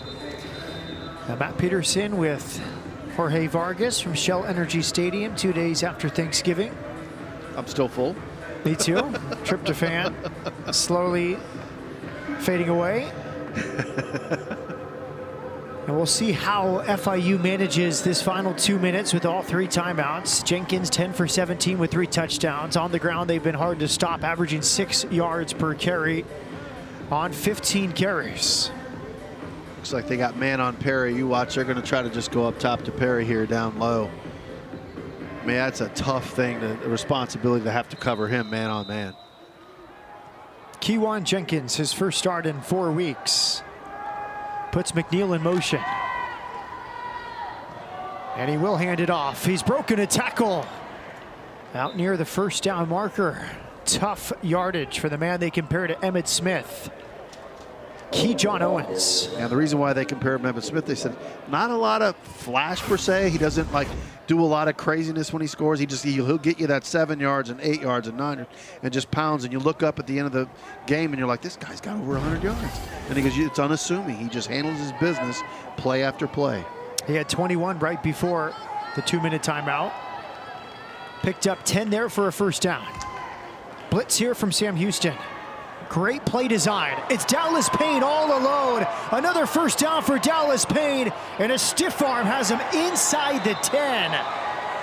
Third big play today, including a touchdown for Dallas Payne. Boy, that is wide open. That is a play call that's just fantastic. The Bearcats defense just cleared out. Must be in man-to-man because they all were running way down the field, and he just grabbed the ball and just kept rolling down the field. And again, offensive coordinator Nick Coleman talked a lot about him. He's traveled with him. 6 years he's been with him. He's watched him grow, and they have a special place in his heart for him, and just the work ethic he has and how he brings everything to light. First and goal from the 12, handed off again. Cecil Powell with the tackle. Now Keyshawn Owens. That play looked a little bit like a scrum, a little rugby scrum there. Not a whole lot of movement going on right there. Dallas Payne had the first touchdown catch of the day for FIU. He is up to 75 yards on 3 catches.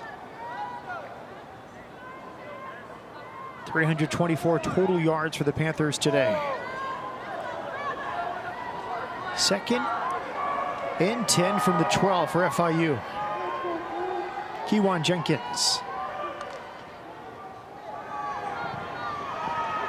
Steps up. He's going to run for it. And he goes down after a pickup of 4. Dylan Frazier with the tackle. That's a smart move. You know, he's still recovering from rib injury. He was forced to start today. So, you know, don't put yourself into danger for no reason. Go ahead and just take the ball. You got more plays to go. Call a timeout and regroup. No sense, you know, for him to go in there and take a shot doesn't make sense. Antavius Fish was waiting to make a tackle before Jenkins went down. FIU uses its first timeout before this 3rd and 5 play from the Sam Houston 7-yard line. You know, for them, they're torn between letting every second run out. They want to score with 0. That's their goal, whatever they do. So they're going to try to let some clock run. They got their 2 timeouts, and because of that, they can run anything, run the ball. They can do whatever. So the Bearcats have to be ready for everything.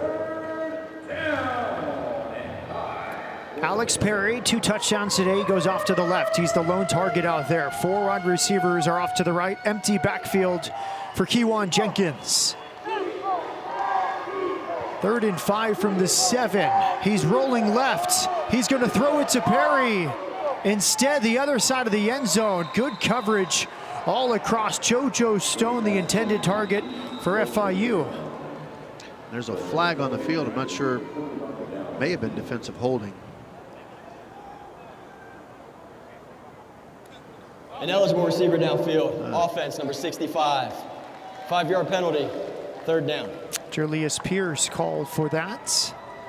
See if Sam Houston accepts the penalty or declines it.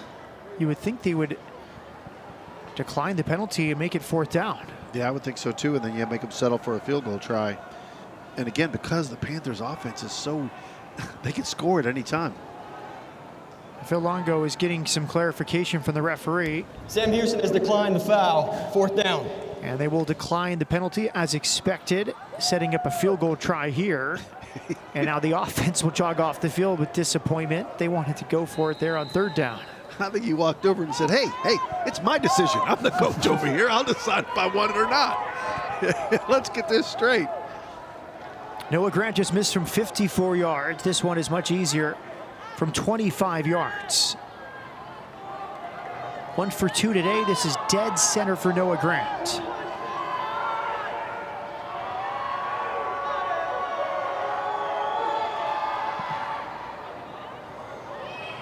It's up and good. Noah Grant 2 for 3 today. 14 for 18 on the season. And again, with 16 seconds left, Matt, I mean, the Bearcats have to have some either amazing magic, some super play that gives them an opportunity to take a shot, but most likely they're just gonna, take a knee and run to the half and make some. I got to give credit to the Bearcats defense. They have stopped the Panthers to settle for field goals multiple times and stop drives. And that Bearcat offense really hasn't done the complementary offense and help them down the field and keep them off the field. And I think that's what the Bearcats, when they get in halftime, they're going to talk about trying to maintain some drives. Willie Simmons, known as Shotgun, was at Shanks High School in Tallahassee.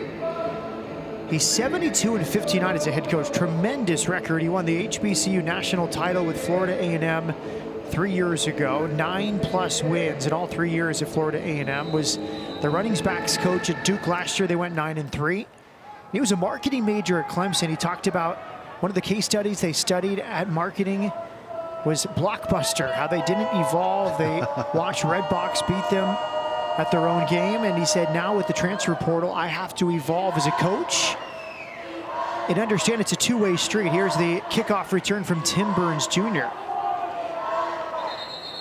Yeah, and with that conversation, he was talking about how the evolution of coaching now and how you have to build a program and how you have to either, you're going to have to understand that NIL is what it is and transfer portals is what it is. How do you help players get better? That was the main part of the culture they're trying to get the buy-in from players coming in, is look, we're going to make you better. Whatever you decide after that is up to you, and that's their stance. So they're like, look, if we wind up being a place you come to get better and you get another opportunity, you decide to leave, great, we want you to stay, but we're going to make you better. 10 seconds left for Sam Houston with 3 timeouts left. We'll see how they play this. Down 28-10 with Landon Locke.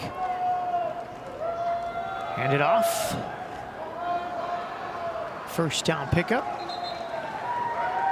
Elijah Green. And that will take us to halftime. A big start for FIU. 22 first quarter points, but held to 2 field goals. The defense has shined in the second quarter. 9 total points scored. FIU with 329 total yards in the first half. Looking for win number 7 on the season, have an 18-point lead here after 30 minutes on senior day from Shell Energy Stadium. Alex Brown, one of the stars, 2 touchdown catches. 123 yards through the air for the featured wide receiver. The tight end, Dallas Payne, 3 catches, 75 yards. He scored the first touchdown. And we go down to the field with Brooke Kirchhoffer.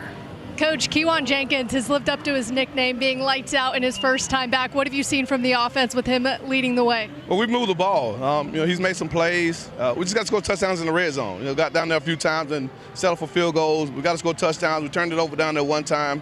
So we're moving the ball, doing some really good things. Defense really settled down.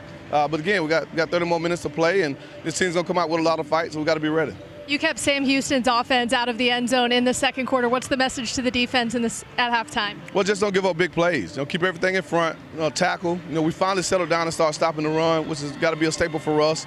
And once we did that, we were able to kind of keep them at bay because they're an explosive offense if you let them get the ground game going. Thanks, Coach. Thank you. 329 total yards for FIU. 2 touchdowns for Alex Perry, another for Dallas Payne. And lights, Kewan Jenkins has not missed a beat after 3 starts out due to injury. FIU looking for a 4th straight Conference USA win. Up 28-10 in Houston at halftime.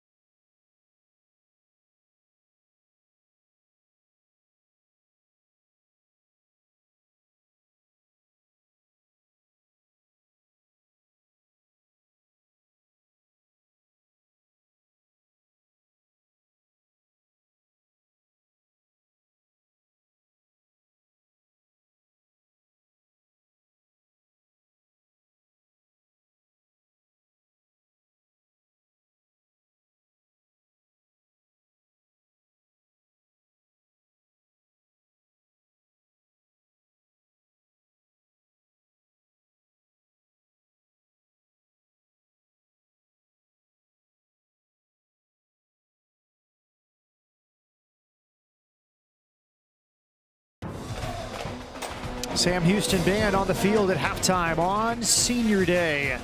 FIU, looking for its fourth straight Conference USA win, has a 28-10 lead. 3 touchdown throws from Kewan Jenkins, 2 of those to Alex Perry. More coming up at halftime from Houston, Texas.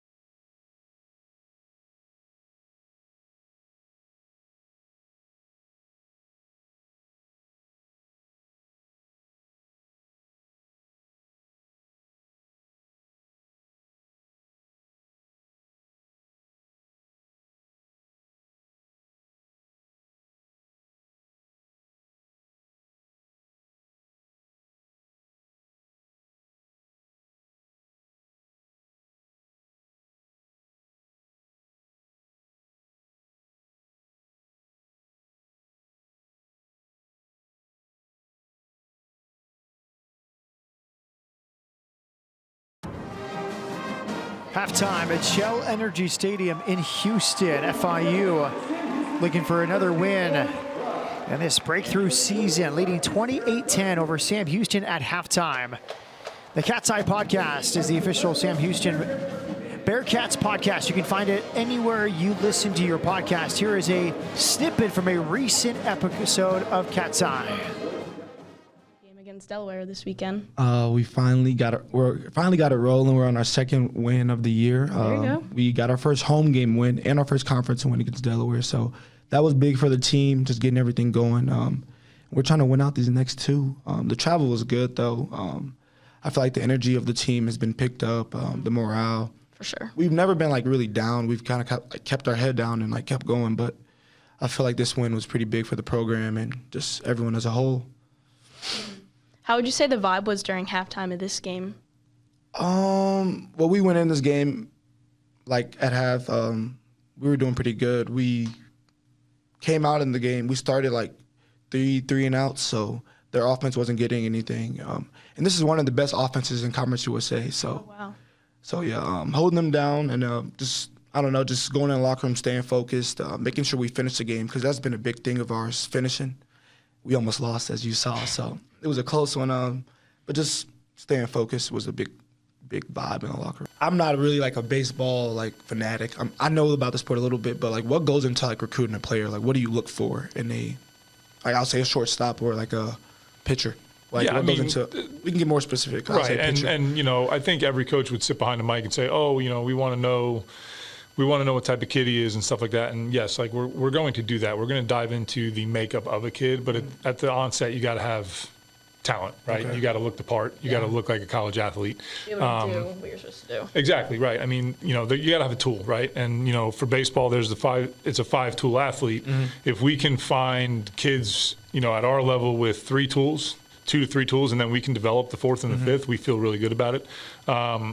The guys that are 4 and 5 tool athletes are usually Power 4, SEC, Big 12 type guys. So we're going to go after them, make a run, but we're going to be prepared to get said no to at the onset, and then maybe rekindle that relationship if they make it in the portal, right? For sure. But you got to have a skill set, right? And then we're looking at intangibles. We're looking at how you get on and off the field. Are you feeling sorry for yourself after a bad at bat? Are you showing up your teammates if something goes wrong and you're on the mound? That goes into it a lot for us, and how you present yourself For sure. When the lights aren't on you.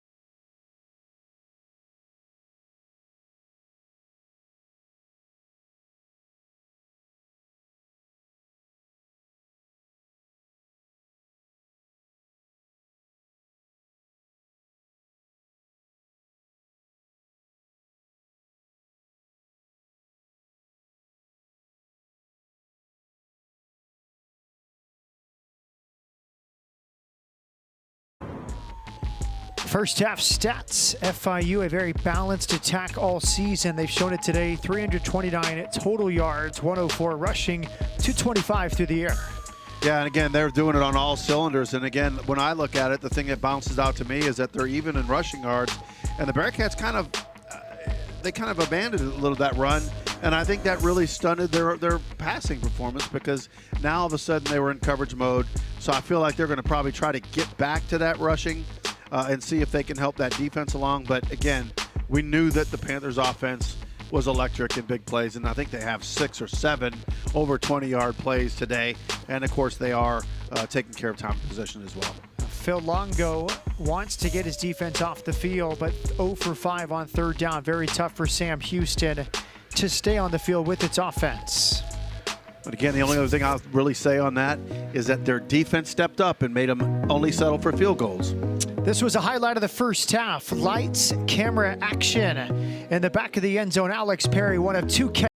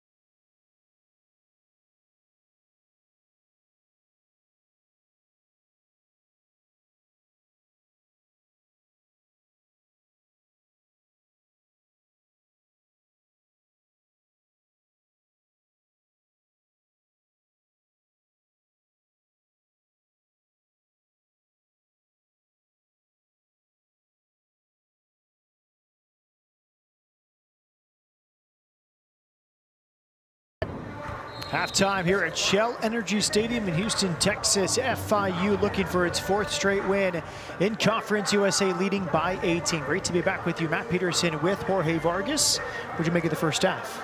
Well, I mean, you know, the FIU Panthers did exactly what they thought they would do. They had a big play offense. They made some big-time plays. You know, they handled their business. I think from a Bearcats perspective, their freshman quarterback looked good. The play action looked good early. I feel like they got away from that run game after that first quarter. In the second quarter, they were just heading to the air, and then you saw the Panthers defense adjust, and they really started shutting them down and tightening the windows of the game. So I feel like the offense really needs to get going for the Bearcats. They'll get the ball first, so that's good, but they really need to drive and move that ball around and start dominating and really go back to that run. I feel like they escaped that run, and they were having great success there. Looking at the highlights of this first half last year, it was a 10-7 win in Miami on a Tuesday night for Sam Houston, and early, this was a fast-scoring drive out to the big tight end for the first touchdown of the first quarter. Yeah, and again, they've had great success with that tight end just drifting out and taking out and getting a wide open shot. Dallas Payne had the first touchdown, then Landon Coco Brown ran it in. That made it 7-7. That was inside of 4 minutes, but then back to Kewan Jenkins. Beautiful balance here, rolling to his right to find number 4, Alex Perry. Perry is just fantastic. That was the first of his super hot light shine there as he just jumps up and gets it. Perry was unstoppable in this first half. Look at this from Kewan Jenkins moving left. Where's number 4? There he is.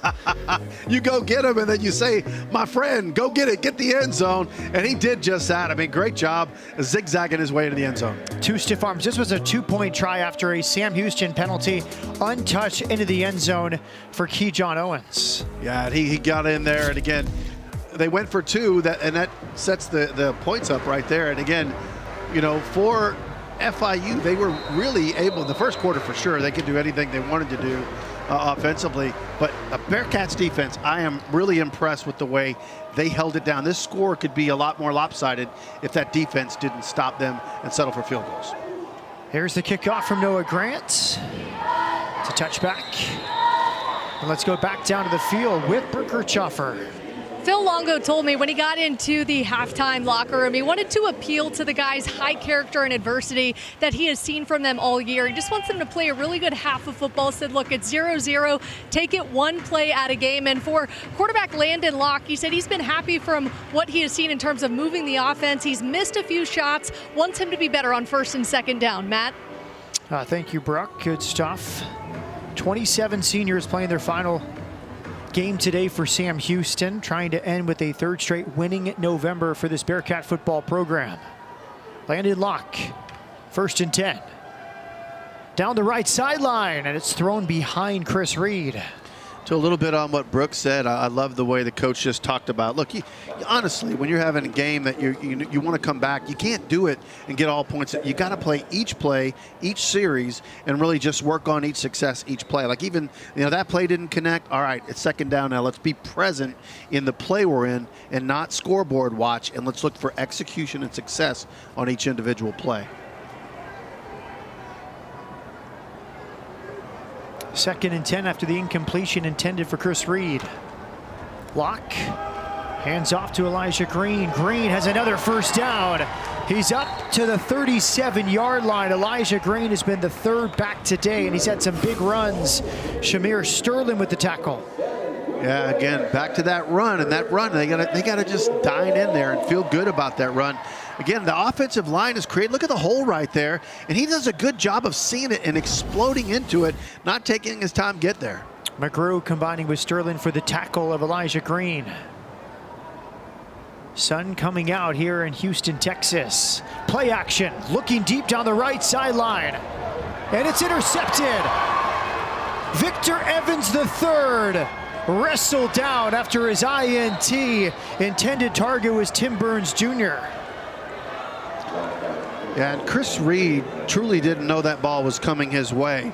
He didn't see it. He turned around and the ball was being intercepted. He did not think that ball was coming his way at all. And again, if he'd have known it would have been short, you'd have seen him come back to it. And he just did not. He was making his cut towards the post route, or the flag route, excuse me, and just didn't get back to get it.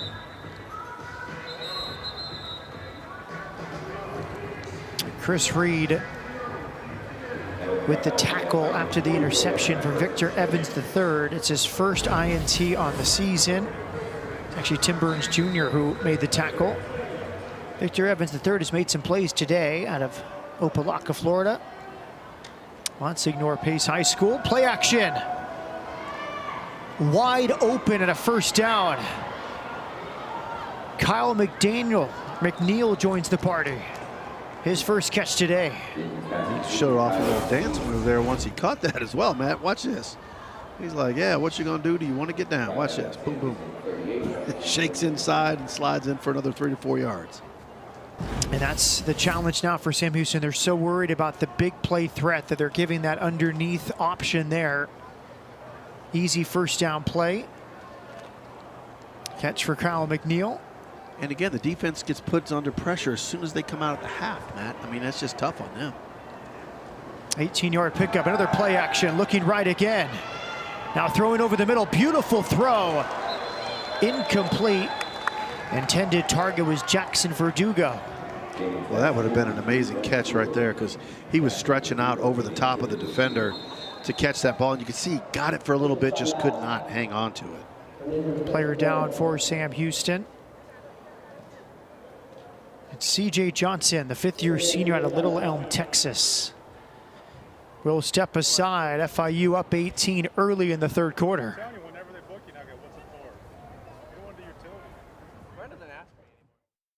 You've been accused of plagiarizing your master's thesis. If you tell the truth, you can have this bucket of Bud Lights. All right, I'll go first. What? No. Professor Wilkins has been taking karate classes ever since that saxophone girl put him in a headlock. That was a secret. Now it's a beer. Everybody, let's focus. Hey, oh, we having beers? Yeah. No. All you have to do is confess and you get a Bud Light. Oh, when I order pizza, I use a British accent, and now the girl at the pizza place thinks I'm British, and we've been dating for 4 months. What? Whew. That feels good, right? I'm Kobe Lovell, 2020 World Champion header, 7-time NFR qualifier. I'm Ricky Canton, 15-time NFR qualifier, and currently hold the world's record in the cap rovement. I'm Cody Johnson. I'm a platinum recording country music artist, cowboy team roper. And I'm No Bull Bill, and I sell trucks. Oh, I don't even know what I'm doing here. Well, at least I sell them to the cool people. On a field or just on the go, UT Physicians Orthopedics is with you during life's unexpected stumbles. With on-site imaging and your safety first, you will receive personalized care through the convenience of virtual care or at our community locations across the greater Houston area. Your well-being is our priority. Better healthcare starts with you. UT Physicians.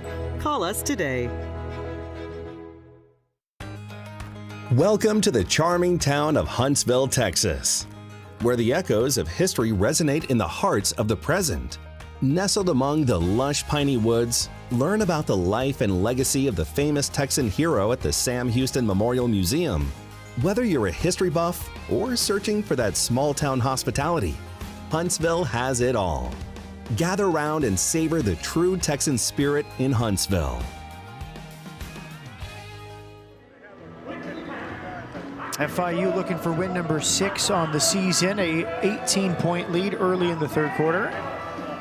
And Matt Peterson with Jorge Vargas.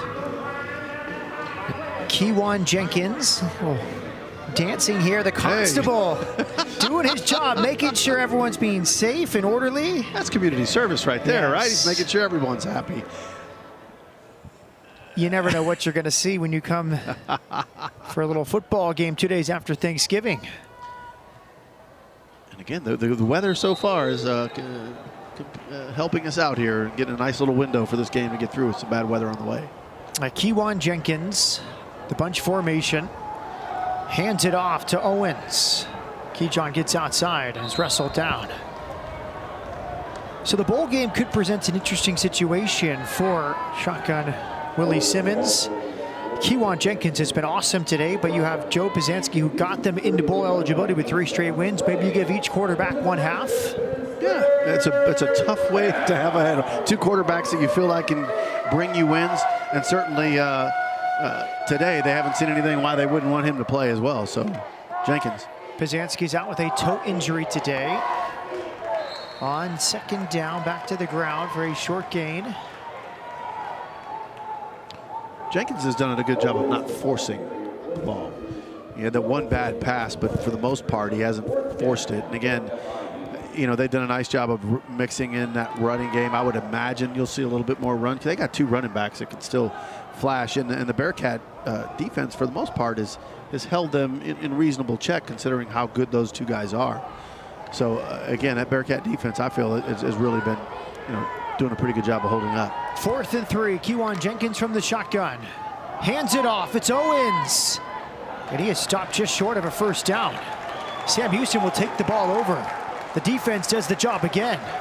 Yeah, and again, you've got to give them credit of how they've played. I feel like, and again, we got plenty of time. It's 28-10, but they've got plenty of time. Look how the coaching staff is all out there just thanking that defense for what they're doing. Watch, that defensive line just runs them into a pile. They've got nowhere to go, but you can tell the staff of the Bearcats congratulating that defense for how they keep standing up in this game. Locke back on the field. He's 8 for 18 for 76 yards and interception.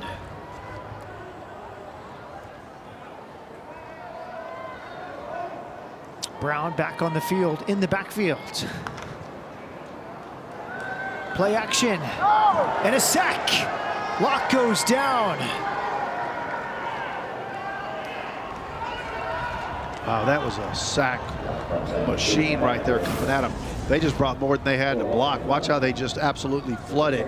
And again, Locke tries to back up and runs right back in. He did a great job of holding on to that ball, quite frankly. Kenton Simmons picks up his 6th sack of the season. Junior out of Jackson, Mississippi, and a transfer from Butler Community College. Loss of 9, 2nd and 19 for Sam Houston.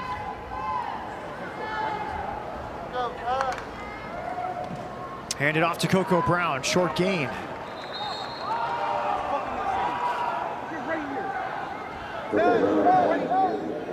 Again, not a lot moving right there for the Bearcat offense. And again, now you're in a, know you're going to pass big time, so that defense is going to sit in there and just hold anything underneath, and then just you know, run to the ball once it's thrown underneath. Simmons had the sack on the prior play. He has the tackle there. He's shining here in the 3rd quarter. 3rd and 18 for Sam Houston. Locke steps back over the middle. Low throw, incomplete, intended for Grady O'Neal. And that would have got him just right back to the original line of scrimmage. So again, the offense 3 and out, and they will punt it back out. They need a really good punt here to kind of help change the field position.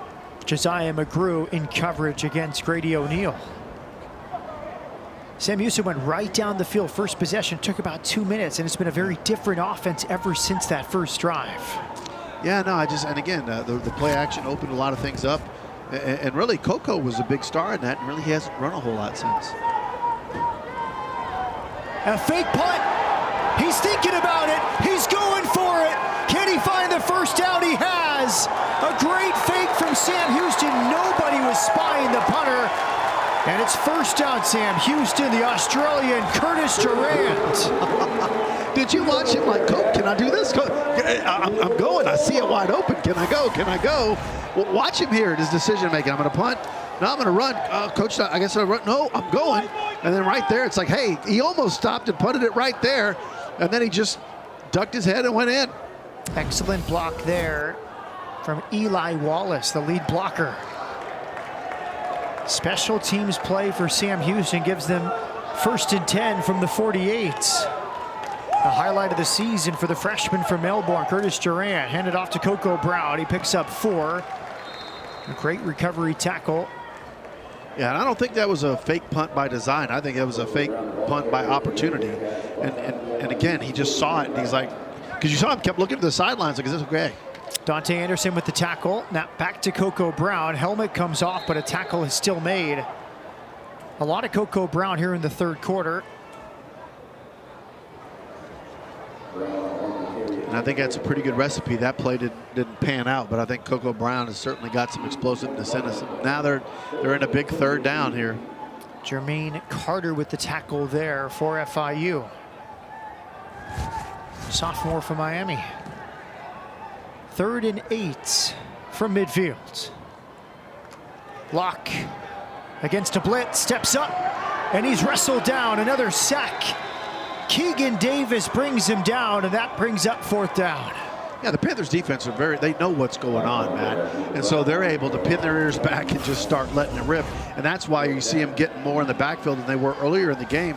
The offensive line was holding up, but now, I mean, they're not respecting the run as much because they're like, okay, we'll give you the 7-8 yards on a run, but we're going to come at you again. Now, big punt team here, their big offense right here. We'll see what they do on this punt. No doubt FIU will keep a close eye on Curtis Durand. Freshman from Melbourne, Australia. This time he does punt it away from his own 40. Anderson waiting for it, and he makes the catch on the 10. Teams trading punts here in the third quarter. FIU looking for a 4th straight win, up 18 in Houston.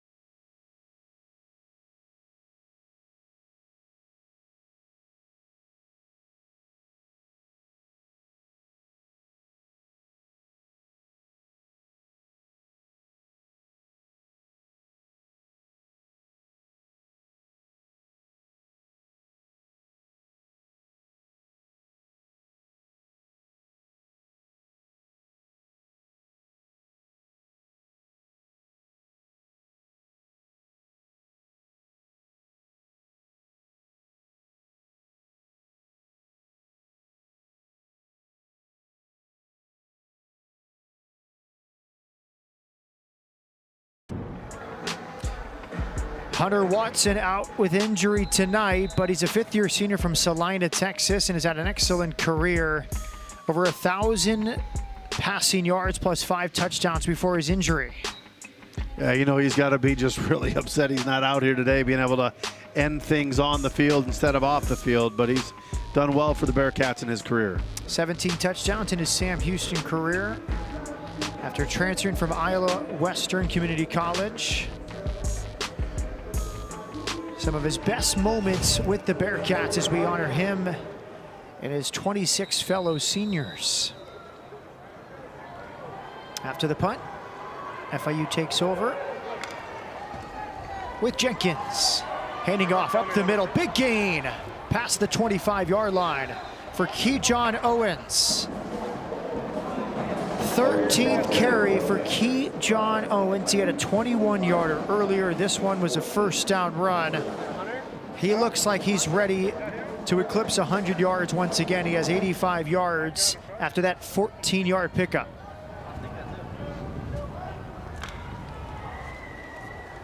Fake of Owens, rolling left, downfield, wide open. It's Dallas Payne again. Dallas Payne up to midfield. His 4th catch today, he's nearing 100 yards. I'll tell you, Payne has every catch he's made. I think he's been like 10 yards away from the closest defender each time when they leak him out. They have left him wide open. Watch there, just boom, he trails out to the left. He is wide open. Again, takes him a while to even get to him. And now a keeper for Keyjon Jenkins. He picks up 4.5. Prior tackle was Alonzo Edwards Jr. on the Dallas Payne catch. Let's go down to the field with Brooke Kirchhoffer. Thanks, Matt. To continue about Hunter Watson, he told me that his goal is to be able to be healthy enough for Pro Day, but because of the new Rooney Rule with the junior college, he's hoping to get a year of eligibility back and wants to play after he heals that torn meniscus. Of course, his time at Sam Houston has been special to him, leading them to a 10-3 record, first bowl win in 2024, but he's keeping his options open in the future if he can get that year of eligibility back. Thank you, Brooke. More yards from Keon Owens. Christopher Eaton Jr. with the tackle. 3rd down and 1 from the 41. Owens up to 89 yards. He's in the backfield here. More Owens. He has a 1st down and he has a lane. Owens inside the 10, down to the 6. And he's over 100 yards again, the all-time single-season rushing record holder. Kejon Owens with another big carry. I'll tell you what, I talked earlier about the Bearcats being able to stop the running backs from getting the big play. Well, guess what? The big play is starting to happen. When you get into that 3rd and 4th quarter, second half, it's where they wear you down. On 1st down, he will keep it. Lights into the end zone. Kewan Jenkins has thrown for 3. Now he runs for his first rushing touchdown, and FIU extends its lead to 34-10. Boy, Jenkins having one heck of a day.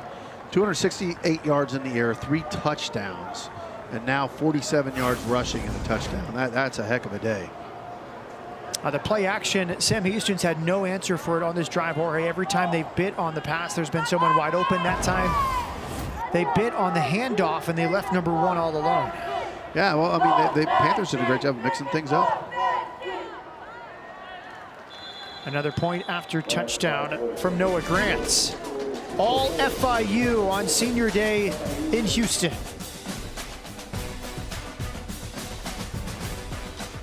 Should be another good day of shopping here at HEB. Sammy goes for the cake. It's a Sam Houston cake and it's in the basket. Sammy over to Buddy. Buddy slams it home.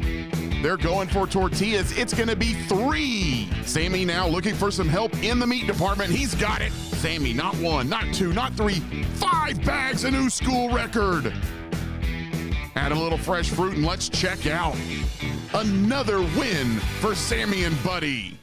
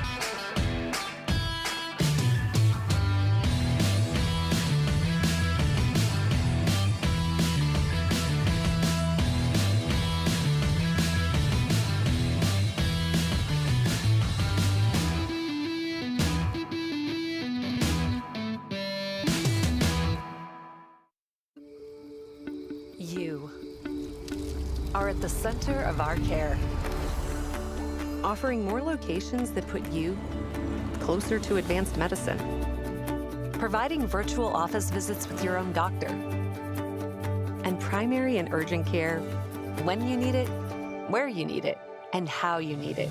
This is convenient care designed around you. Memorial Hermann, advancing health, personalizing care. A quick drive down the field for FIU. Still the Bearcat fans dancing on this Thanksgiving weekend. 2 minutes, 33 seconds to go, 89 yards. Ending with a Kewan Jenkins touchdown run of 6 yards. Shotgun Simmons calling all the right plays. What a year he's had. Not many returning starters off last year's team. 13 starters left in the portal, 8 to Power 4 programs. He only brought back 2 returning starters on defense, 4 on offense. One of those was number 1. He entered the portal and then he stayed at FIU after a conversation with Shotgun Simmons. And again, we got the opportunity to talk to him for a while. I've talked to him a few different times over the years, but we got to talk. And what was interesting about the way he approaches guys, I'm going to make you better. Do you want to stay? He's like, I want to make this a place where guys choose to stay and want to stay. If they have an opportunity elsewhere, I'm not trying to stop them, but I am trying to keep it out. Keep them here. This tells the story partially of Sam Houston's offense today. They were great on the first drive, 75 yards in less than 3 minutes. Since then, 9 drives, 138 total yards, and 2 turnovers, 1 fumble, 1 interception. Lock back at quarterback. He hands it off for McCaskill. Picks up 4 or 5. I like that. First down, get yourself a good chunk of yards with your running game. Again, it looks to me like when these linemen are able to just attack mode, they just seem a lot more comfortable. 4-yard gain, 6 carries, 13 yards for Alton McCaskill. Oak Ridge High School product from Conroe, Texas.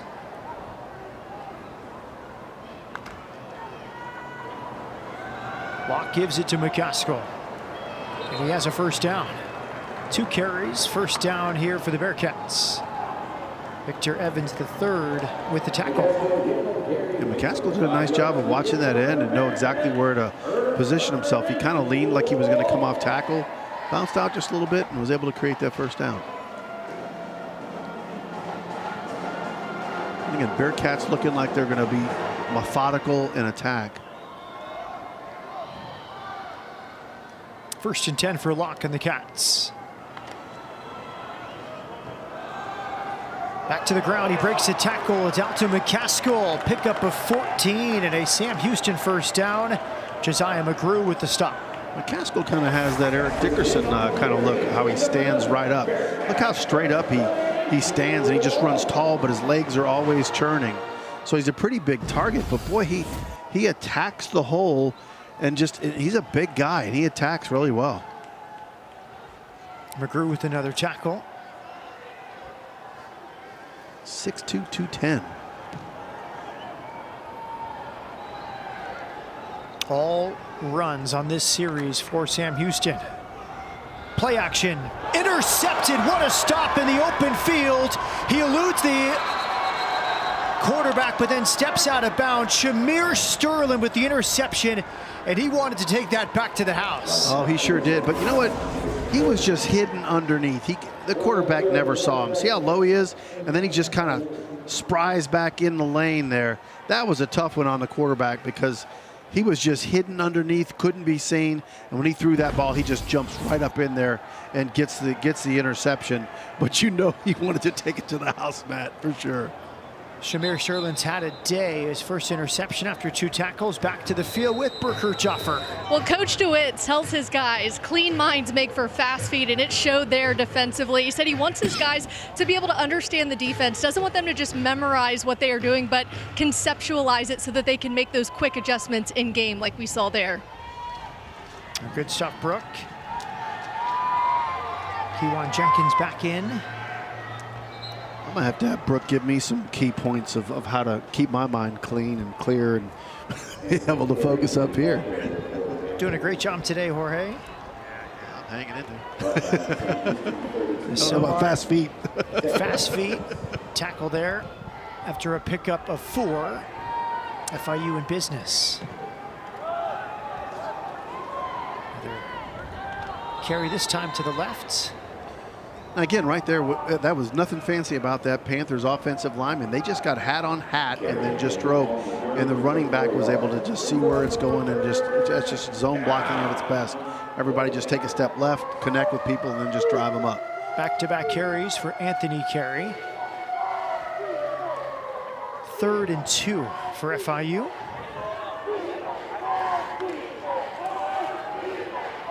Handed off, first down pickup. You certainly see that the running game is going to be what's going to happen from here on out. Shorten this game and just kind of close things out. And that's what the Panthers are looking to do. Just keep it on the ground, if they're getting 3-4 yards of chunk, that's all they need to do. Anthony Carey with the first down run. Caleb Holiday with the tackle for Sam Houston. 188 yards on the ground for the Panthers. Willie Clemens told us we view both Anthony Carey and Keyshawn Owens as starting running backs. Carey, a mature old soul, very intelligent, was a 4-star recruit coming out of high school in Tampa. Thrown to the right side. There's another catch. They cannot stop Alex Perry today. He has a first down pickup up to the 8-yard line. Let's go back to the field with Brooke Kirchhoffer. Good to see linebacker C.J. Johnson for Sam Houston out on the bike. He left on a couple of drives ago, had to go into the locker room. You could see the stiffness in his left leg, and from talking to the trainers, it was just a cramp, no major injury. They expect him to come back. Thank you. 7 targets, 7 catches for Alex Perry. He's up to 9 touchdowns on the season. He could get number 10 here. Instead, they go back to the ground for Sam Houston Bearcats there, including Trey Harris. Speaking of Perry, right there, he led the block coming down. And again, you know, NFL coaches and people who are looking, they want to see what you're doing away from the ball when you're not getting it and what happens. And right there, Perry actually led the kick-out block on that, stuck his head in there and made some clarity. And again, he's a big guy, big frame, and to see him giving as much effort and blocking as he does catching the ball, that's pretty impressive. There is number 4, 140 yards today, 7 catches, 2 touchdowns. He's wide left, carries in the backfield.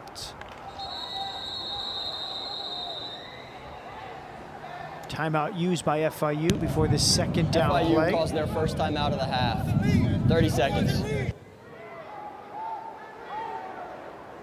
Dallas Payne, 4 catches, 100 yards. Perry, 7 for 140. They have caught 11 of the 14 balls that have been completed by Jenkins. Again, Jenkins knows where to go for sure. And again, as far as, you know, Dallas Payne, I mean, he has caught some wide open balls. I mean, there's been no one around when they leak him out as a tight end. Whatever they contrived and how they set things up, the Bearcats just don't have an answer for that, how to get him covered. 7th best rushing yards per game for KJ Owens. Top 20 yards per carry, top 30 rushing touchdowns. He has 124 on the ground today. 2nd and 7. Throwing, it's caught at the 1. Pass complete. Acrobatic throw there from Keyshawn Jenkins. And he found Jackson Verdugo. Wow, I didn't think he caught that.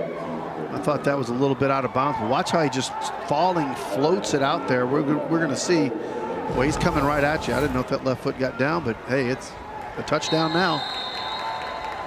Anthony Carey into the end zone for FIU. His first rushing touchdown today, his 5th of the season.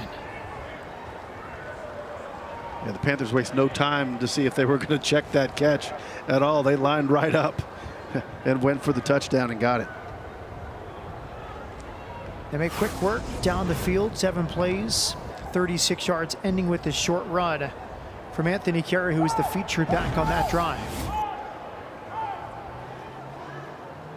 FIU can score some points. They had some tough games early this season, as the point after is up and through from Noah Grants. 42 against Bethune-Cookman, shut out at Penn State. They beat FAU, a big rivalry game, 38-28. Then lost back-to-back games, beat Western Kentucky, back-to-back losses. Quarterback change. Enter the picture, Joe Pizanski, 3-0 as a starter, beating Middle Tennessee, Liberty, and Jacksonville State. Pizanski hurt today. QB1 for the last 3 years. Keyshawn Jenkins resumes as the starting quarterback, and he's led his team to a 42-10 lead here late in the 3rd. Yeah, and they feel like they've certainly towards the end of this season have gotten their groove, gotten the character. And again, I say that the character of their coaching staff, I mean, led, of course, by Willie Simmons and what he does. But, I mean, his entire staff is special to me, you know, just being able to talk to them and hear how they set things up. Defensive coordinator Jovan Dewitt, and Nick Coleman, the offensive coordinator, just how they handle their belief in players and their genuineness with each player and how they talk about it. Tim Burns Jr. back to return this kick from Noah Grant. From the 7. Tim Burns gets upfield, lost his balance down at the 22-yard line. You have to talk about the GM in a new role. It's Jose Jefferson. One of the first calls made by Willie Simmons was his old friend who had been at every level of football, had stepped away for family reasons and started a gridiron challenge to give players at every level an opportunity. Jose Jefferson, a great profile this week in The Athletic as we see Joe Pizanski staying loose. You see the boot on his right foot, hoping to be back for the bowl in the next few weeks. But it's this new role of GM, and you've seen some high-profile GMs in certain spots, including Andrew Luck at Stanford. But in this era of the NIL and transfer portal and revenue share, a guy like Jose Jefferson who can help bring in players is a big reason why FIU is having success this season. Yeah, and again, you got to get used to what the new rule is and how you're supposed to act. I think it's harder to coordinate your teams and your longevity because every player can leave each year. So to try to establish that, you need a GM coordinating just your player personnel. Locke hands it off. Big hole in a cut up field. Dragged down at the ankles. It's Elijah Green once again. Josiah Taylor with the tackle, and that's the end of the third quarter. A big carry once again for Elijah Green. 19-yard pickup. 3 quarters in the books on Houston's East End. It's 42-10 FIU.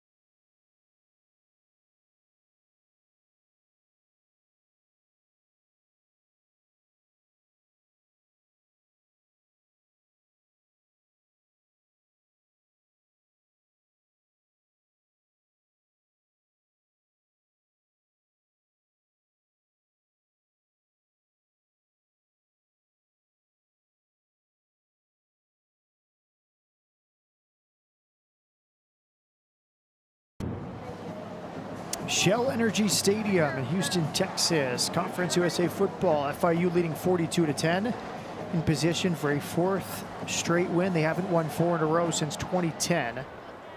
Have not won 5 conference games in a season since 2018. They would accomplish that today. Last winning season, 2018. They would clinch that with a 7-5 record before a bowl sometime in December. Landon Locke back on the field as we start the fourth quarter. A big run before the break for Elijah Green. Back to the ground. Elijah Green, tough yards. Helmet lost there by Josiah McGrew, a player they rave about, a true freshman at a Florida State University High School in Tallahassee, described as a stud by the coaches of FIU. Elijah ran with bad intentions right there. That was a powerful run. Jermaine Carter combined for the tackle. Locke fakes right, looks downfield, throws, incomplete. Had a little window there, seemed to overthrow his intended target. Yeah, that was tight coverage, and he just didn't put it where his receiver had a chance to get to it. I like the little fake there. You think he has time to set up right there, just didn't put it in the right spot for his receiver. And again, that's pretty tight coverage. Austin Smith, the tight end, 5th-year senior out of Cedar Lake. Transfer from Memphis, Colorado before that. Would have been his first catch today.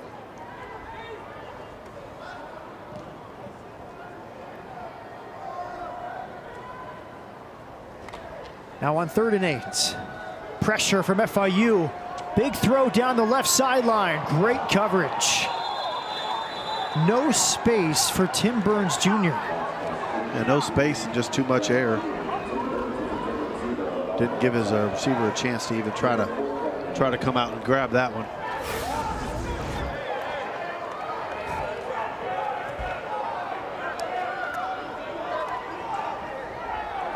Great downfield coverage from Ashton Levels. He's from DeSoto High School in Texas. Redshirt junior free safety. Curtis Duran, the punter on. He punts this one away. And fair caught by Sequan Nopierre. All Panthers in Houston. And the season finale for Sam Houston.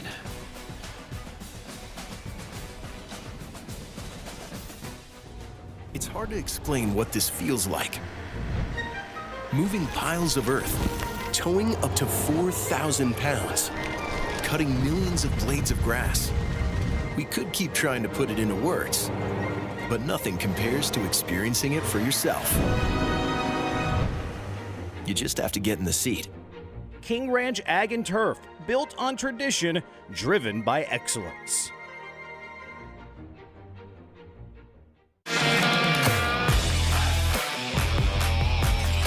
Clara Mae Johnson, and when I grow up, I want to be a zoologist and a professional barrel racer. I'm Canton Wayne. I want to be a professional calf roper. I'm Drew Grace Level, and when I grow up, I want to be a professional barrel racer and professional roper. The future stars drive trucks from Bill Fick Ford. You know, maybe sometime later. You've been accused of plagiarizing your master's thesis. If you tell the truth, you can have this bucket of Bud Lights. All right, I'll go first. What? No. Professor Wilkins has been taking karate classes ever since that saxophone girl put him in a headlock. That was a secret. Now it's a beer. Everybody, let's focus. Hey, oh, we having beers? Yeah. No. All you have to do is confess and you get a Bud Light. Oh, when I order pizza, I use a British accent, and now the girl at the pizza place thinks I'm British, and we've been dating for 4 months. What? Whew. That feels good, right? On a field or just on the go, UT Physicians Orthopedics is with you during life's unexpected stumbles.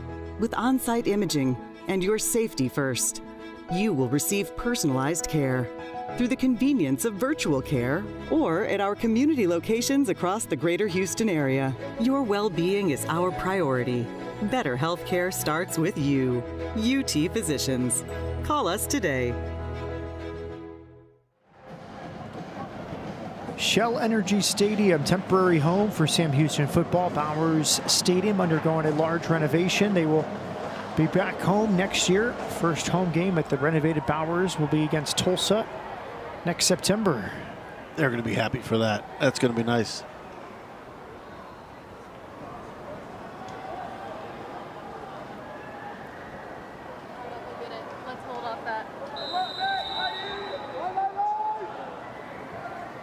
New QB in. Handoff on this left sideline, a gain of 6.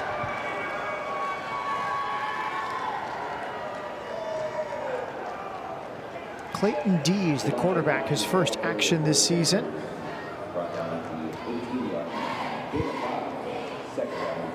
Given a break for Kewan Jenkins after a great day. 3 touchdown passes, 1 touchdown run. Going to see a heavy dose of running right here from the Panthers.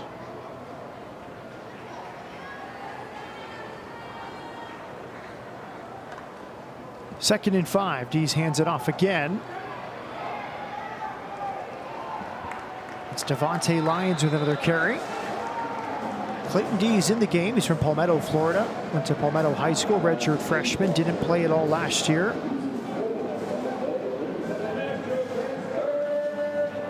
Over 3,500 yards in his career with 27 touchdowns. This part of the game, we're going to see some different faces coming out from the Panthers as they let a lot of guys get on the field, get some playing time, and it's kind of growing the program, rewarding guys that have been instrumental during the weeks and helping you prep, all that type of stuff. Never attempted a college pass. See if he throws here on 3rd and 9. Back to the ground with Lyons. Lyons wrapped up. Again, Bearcats defense looks like they're forcing a 3 and out. Panthers will punt.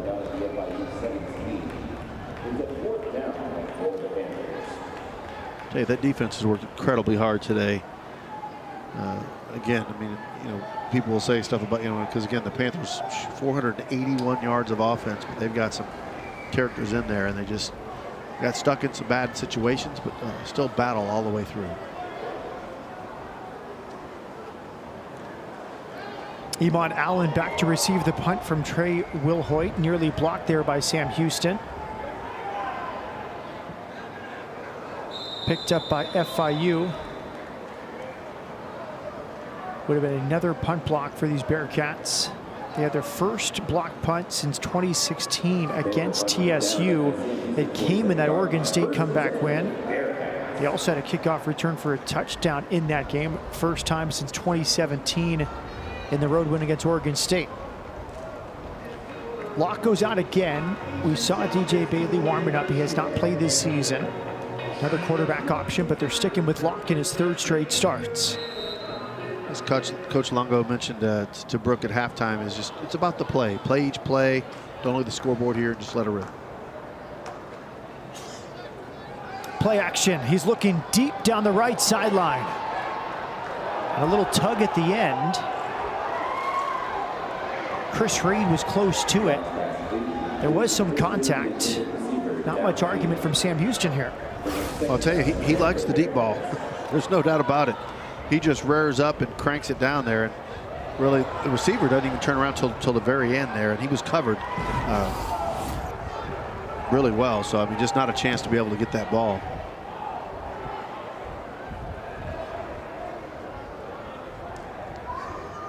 Locke now 9 for 24 for 81 yards. Again, they went 75 yards first drive, have not done much offensively since. Elijah Green's in the backfield. Flag comes out. Play clock is at 0. Delay game. Offense, number 8. 5-yard penalty. 2nd down.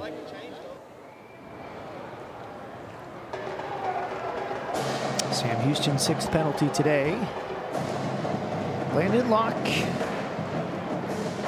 was recruited by FIU.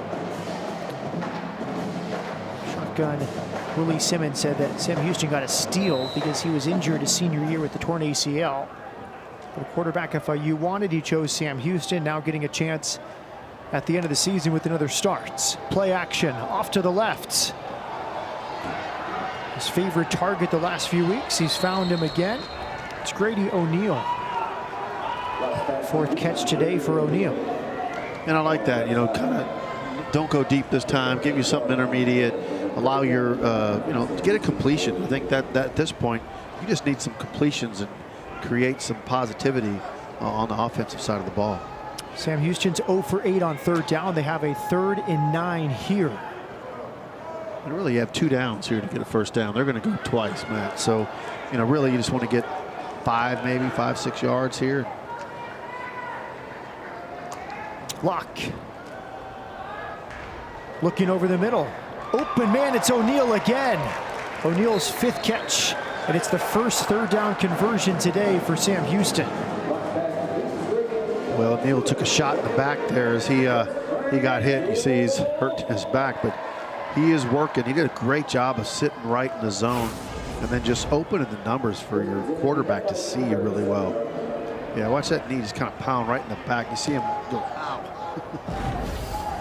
Demetrius Hill with the tackle. 15-yard pickup. 1st and 10 from the 37. Green put in motion to the right. Lock off to the left. Overthrown too high for the intended target, Malik Phillips. How about the discipline of the Panthers defense? We really haven't talked a lot about just their performance. I mean, Bearcats are having trouble because really the defense integrity of the Panthers have been really good. They've been good against the run, good against the pass, and they've just disciplined. You really haven't seen a lot of open guys wide open, so they've made him have to be incredibly accurate. So there's a lot of credit to that Panthers defense. 2nd and 10. Lock. FIU showing pressure.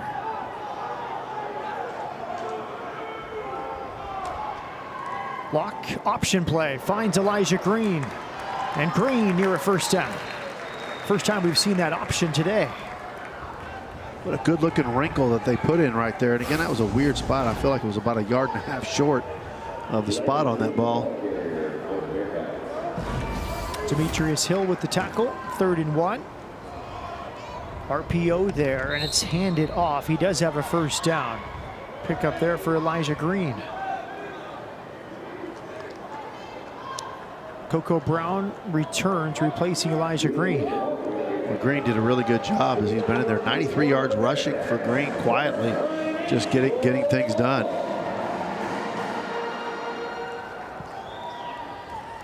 8 carries, 94 yards, 10 yards a pop. That's pretty good. 6 plays, 26 yards on this drive for Sam Houston. Up the middle to Coco Brown. Coco Brown just has a presence when he's out there. I mean, he just runs extremely strong. Again, I mentioned it before, runs behind his pads.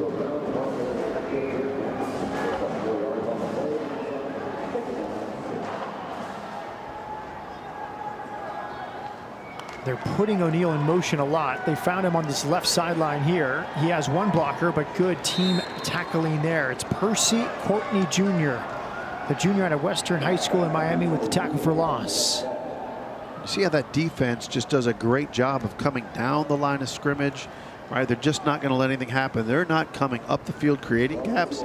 They're just going sideline to sideline, and they say, you're going to have to come to us. And that's why they had 3 guys there waiting for him as he approached the line of scrimmage. Landon Locke driving his team down the field. 3rd and 8.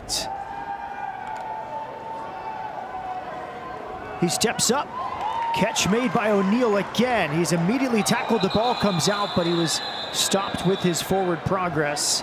Another catch for O'Neal, and Sam Houston has its 2nd 3rd down conversion on this drive. And again, a lot of their passes that they've been moving the ball with have been a little bit shorter, intermediate passing routes, if you will, instead of the deep ball. And he's been able to connect, and you can see he's getting a little bit more rhythm in his passing. Another tackle there for Josiah McGrew. 5 tackles, 1 shy of Demetrius Hill, who has 6 for the FIU team lead. Elijah Green back on the field for the Bearcats. He's behind Landon Locke. Handed off left side. He's trying to turn the corner. Runs out of room. 2 in pursuit there. Victor Evans III and Percy Courtney Jr. good job coming off the edge. I mean, that's a good positive, 4 or 5 yards on first down. I mean, that's what you're looking for. And again, that run game has been there. Nice job. Again, 199, almost 200 yards rushing for the Bearcats today. Elijah Green's 2 yards shy of 100. He's in the backfield. Locke rolls right, firing to the pylon. Incomplete. Would have been a touchdown for Grady O'Neill. Well, that was just a little too far outside for him to be able to keep a foot down. But what a catch, what a throw. Watch this right. Ooh. That right foot may have been down. I don't know. That's pretty close. I'm surprised they're not trying to look at that one again. Right there. You can see Locke and his teammates pointing at the video board. Yeah, I think his foot is in. That's a touchdown. This will be reviewed. And again, to be fair to ref, these things, I always tell people, it happens so quick coming at you as a ref. I mean, you got to just be able to dial in. But right there, we have the ability to look at replay, and you can see, I think his toe was down for that touchdown. A break for this review, a potential touchdown catch of Grady O'Neill.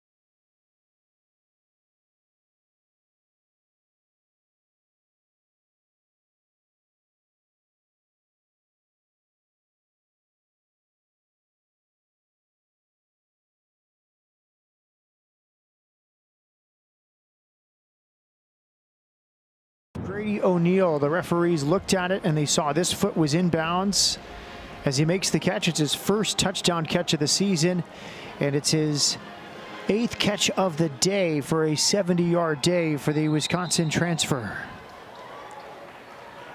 Again, that was a really positive drive for the Bearcat offense. I mean, and again, that goes to what Coach was talking about, what you mentioned to Brooke. Play each play, play the series, quit looking at the scoreboard. Let's just make some plays. Let's get some positive things happen. Sam Houston will go for 2 with Landon Locke. Green in the backfield. Green's put in motion to the left. It's Locke looking for Green. Flushed out, rolling right, throwing towards Green. Incomplete. Unsuccessful point after touchdown attempt. The running back, Elijah Green, was the target near the right pylon. Yeah, and I like that throw because it's a 2-point conversion. Go ahead and throw it, right? I mean, just go ahead and give it a shot, right? Good coverage out there. And it's been good coverage for the Panthers defense all game long. I mean, they have done a really, really good job of just really staying disciplined, staying within motion. It's been good for them. That was Bobby Sala Jr. in coverage down to the field with Brooke Kirchhoffer. With Grady O'Neal, you're starting to see the explosiveness that he has and that change in direction. The biggest thing that they were looking for from him is consistency and capitalizing on his opportunities. Well, we saw it there with him staying ready, being prepared for his moment. They're excited for what he will do for them next year, saying there will be an emphasis on putting on some weight and being a bit stronger next year. And they're really starting to see him feel out the offense in terms of a rhythm perspective. And again, are excited to see what he does next year with some more weight on him. Good stuff, Brooke. He's led the team in catches each of the last 2 games. He has a team high 8 catches for 70 yards in his first touchdown of the season. I don't have any problem gaining weight. That's not something I have a problem with. Likewise. Wish that was my charge. Gain some weight. Okay. First touchdown since the first drive for Sam Houston. It comes here midway through the 4th quarter. Squib kick. Handled here by McGuire Anderson, and he goes to a knee. No risk taken there by the Lutz, Florida native and transfer from BYU. It's just smart football right there. Get it. Go ahead and take a knee. Down to the field with Brooke Kirchhoffer. We see the quarterback change with Clayton Dees, and the biggest thing for putting him in right now is they want to give him, 9 is in now. And when I was talking with the offensive coordinator, he said either 10 or 9 will go in because they want to give them opportunities. There's nothing wrong with Lights right now, who started at quarterback. They just said with them still nursing that rib injury, they don't need to make it any more sore than it is. It is Christian Langford. Thank you, Brooke. It was 1 series for Clayton Dees, and it's a quarterback keeper on the first carry for the 6'1" freshman from Fairburn, Georgia, Christian Langford. Yeah, and I mean, and look, besides, in a game like this, you're really just trying to close things out. You give guys opportunities to make some, there's nothing like a game when you win when every person's touched the field, everybody's played, and it kind of brings a team together. And that's really what, the Panthers and all their coaches kept talking about, was just kind of creating that atmosphere where everybody's for everybody. Langford got a start earlier this season against FAU. Hands it off here. Sterling Joseph with the carry. And Joseph out of Edison High School in Miami. He's a freshman. Trey Harris with the tackle. Looking at Coach Willie Simmons there, I mean, you can't tell if he's winning or losing. He looks like, I'm like, you're not happy? Well, it was great in that story we talked about in The Athletic this week, highlighting his GM, who he hired, Jose Jefferson. Coach Shotgun said, I don't talk to agents. I just refuse. I talk about football. He's old school in that way. And he said, I wanted someone to take the pressure off me. Jose Jefferson does that. He talks about the money. He talks about NIL. He talks about what it takes to get a player. And Jose has a really interesting attitude about University of Miami down the street, taking players from them, sending players to them, not looking at Power 4 teams as an enemy, looking at someone you can have a mutually beneficial relationship with. Right, I think that's the case. And what the main key of that is we're not going to stop a young man if they have an opportunity to go to some place that they feel is better for them, right? And that's where they're not fighting the bigger universities with basically more money, more opportunity, more visibility for these young men. They're not fighting it. They're saying, look, we want you to stay, but if you feel there's an opportunity, it's okay. And then they also go to those universities and say, look, if you got someone that you don't not playing and you feel like we could benefit, let us know. Trey will hold back to punt. Whistle blown before it's kicked to Iman Allen. Likely a delay of game. Delay of game. Kicking team number 6, 5-yard penalty, 4th down. Jose Jefferson has owned and operated the College Gridiron Showcase since 2015. It's a postseason all-star event for the NAIA D1, D2, and Division III prospects. Jefferson does a lot of things. He does the advanced scout, but he's more like supplemental 18 hours a day. Shows up at 4:45 at the facility. Holy smokes. Will Hoyt gets it away, nearly another block punt from Sam Houston. On Allen makes a man miss. Over the 40, flag in the vicinity of a potential hole, but here comes Iman Allen. He's turned the corner. He's all the way to the end zone, pending a flag back at the 27-yard line. Oh, that'll be a tough one for the Bearcats if that is a a penalty. You can see how much it lifted them, and they're trying to find all the positives they can, closing this thing out. He's high-fiving people, hadn't looked up and seen that there's a penalty flag yet. We'll see where that flag, but again, great effort. He's been a young man that's had quite a heck of a ball game here. During the return, illegal block in the back, receiving team, number 28. 10-yard penalty, first down. Timeout. You knew that wouldn't go over well, right? That announcement wouldn't go over that well, right? FIU in position for its 4th straight Conference USA win and a winning season here in 2025.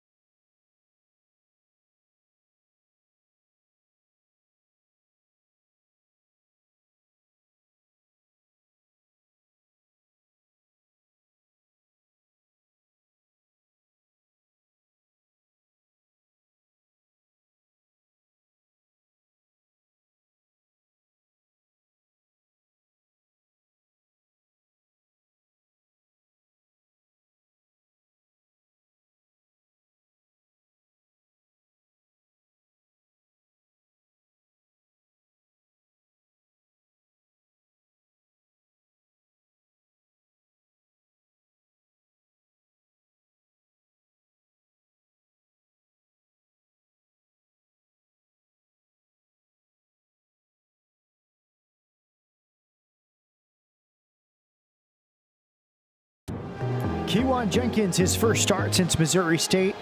And Jorge, looks like he hasn't missed a beat. He's our Bud Light player of the game.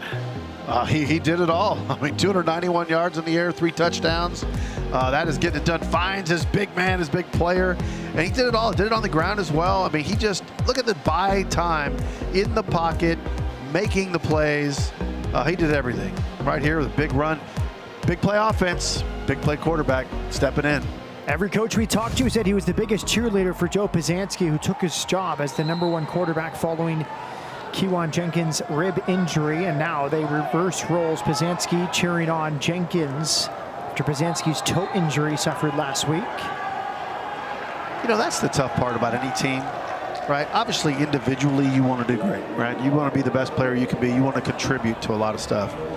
And finding players that can be selfless while also trying to be the best they can be and working on their craft to be ready for opportunities, that's always the hard part, to try to do that within your teams. First snaps this season for DJ Bailey, the quarterback. Here's Bailey, second Wildcat option for him. We thought he might be an option a few games ago to the injury to Hunter Watson. Here he is, the freshman from DeSoto. Good foot speed. Quarterback with a bright future, now getting the last snaps of the 2025 season for Sam Houston. Yeah, DeSoto's played some pretty good football last time I checked. He was playing football there at quarterback. You know he can play, and he's been under some big-time games as well. Good size, 5'11", 210. Was a redshirt last year, competing for the job this year. And he throws in behind the intended target, Quavez Humphreys.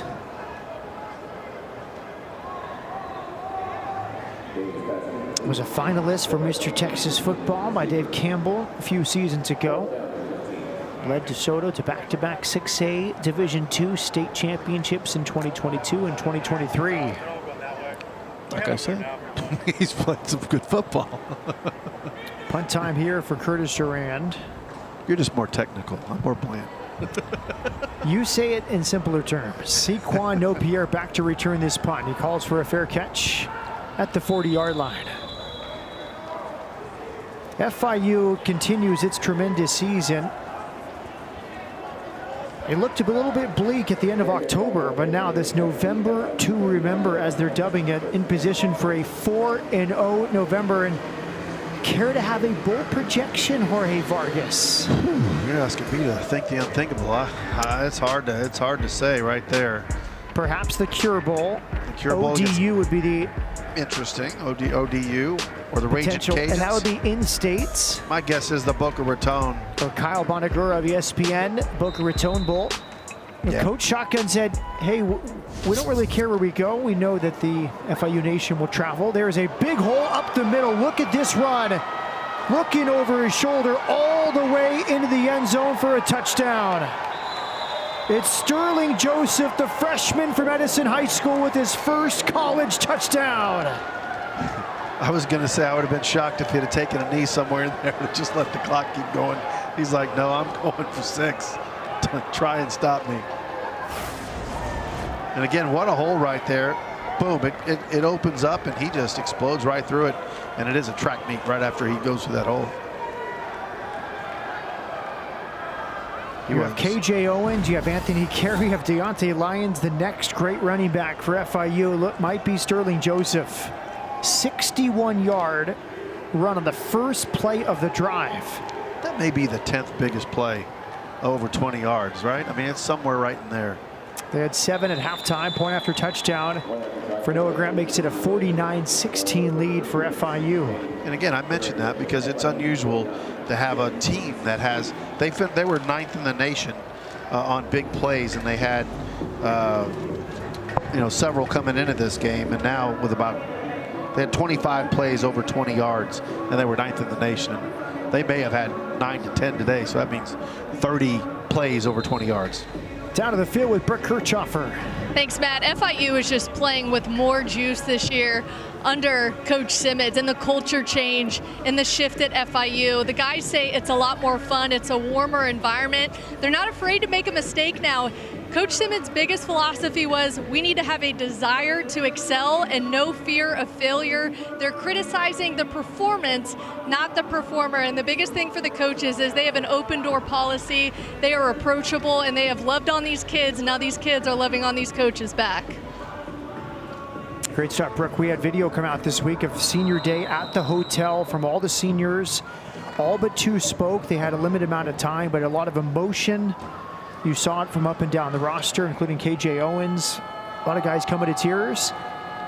In this transfer portal era, you never really know how much team camaraderie and esprit de corps you might see, but they have it with FIU this season. And here's the return from the 5-yard line, and a big tackle goes against Tim Burns Jr. as he's down to the 25.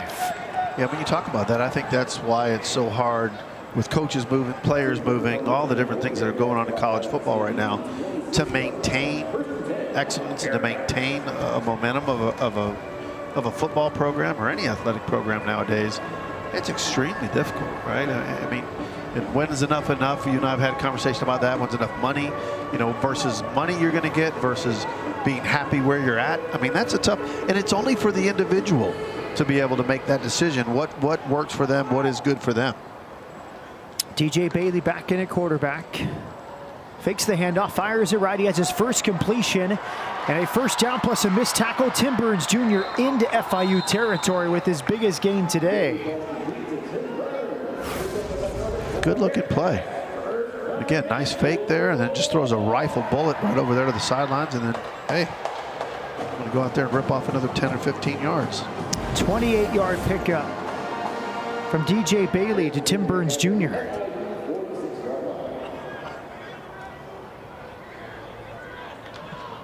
First and 10, Sam Houston. Under pressure, he fumbles. Who wants it? It's recovered by FIU right at midfield. And the teammate helping him up. He might take this all the way to the locker room.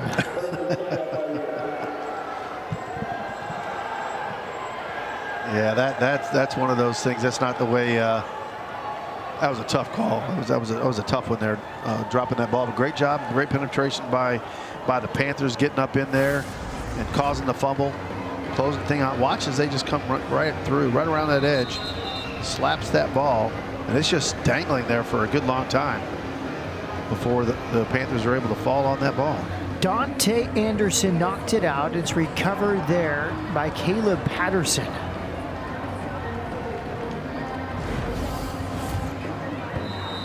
Fourth turnover today for Sam Houston.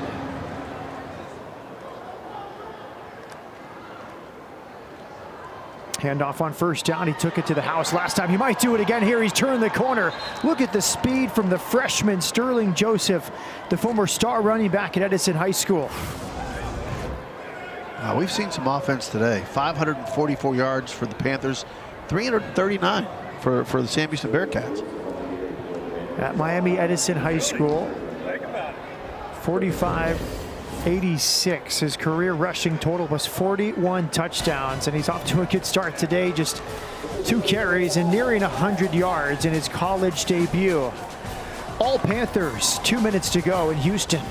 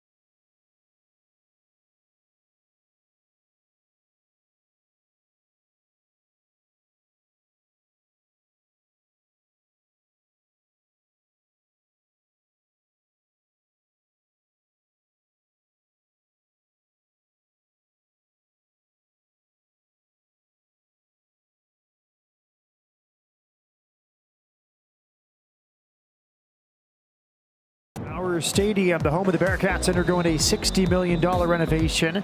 Be a new 60,000 square foot press box.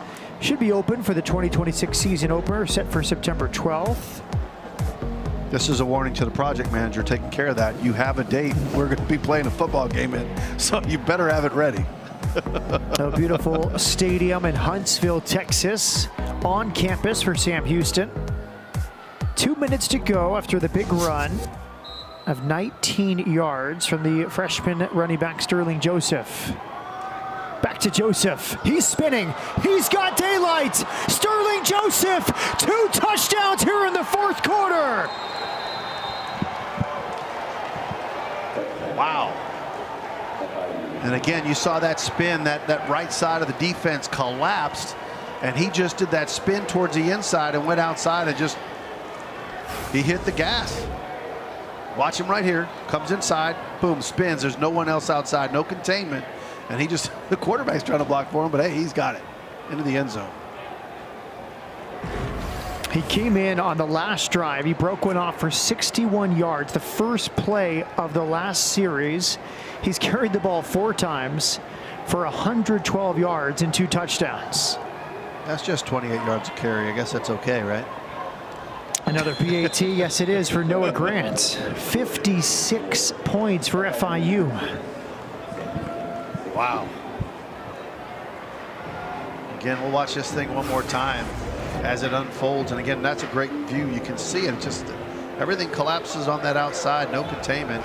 And then he just, hey, I'm going to use my speed. I'm going to get there before you can catch me. And it's a touchdown. He had 41 touchdowns in college at Miami Edison.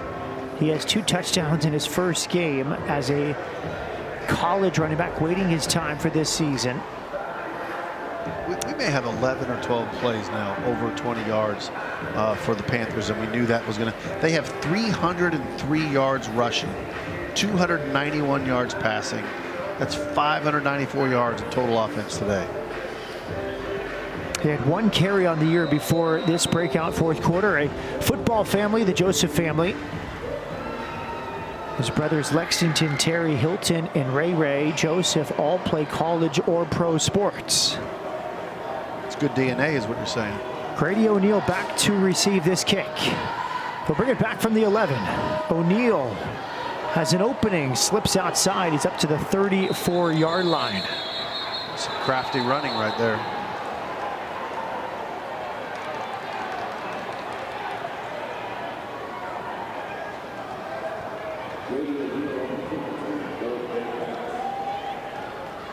A building block for the future. Grady O'Neal, the transfer from Wisconsin, who waited really 4 seasons to have a moment like this.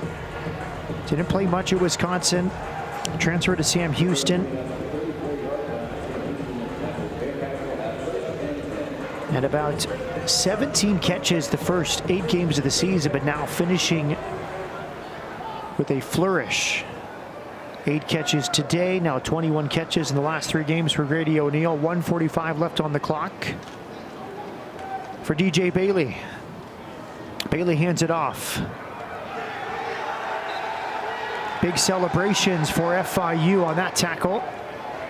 And again, that's one of those things where you have a lot of teammates that are in there playing that hadn't played, and they're getting to make tackles, and you got a lot of guys on the side cheering for the guys on the field right now who are getting some playing time, and it's always special. That was King Massey with the stop after a 6-yard gain. Play action. Good throw over the middle. Catch made.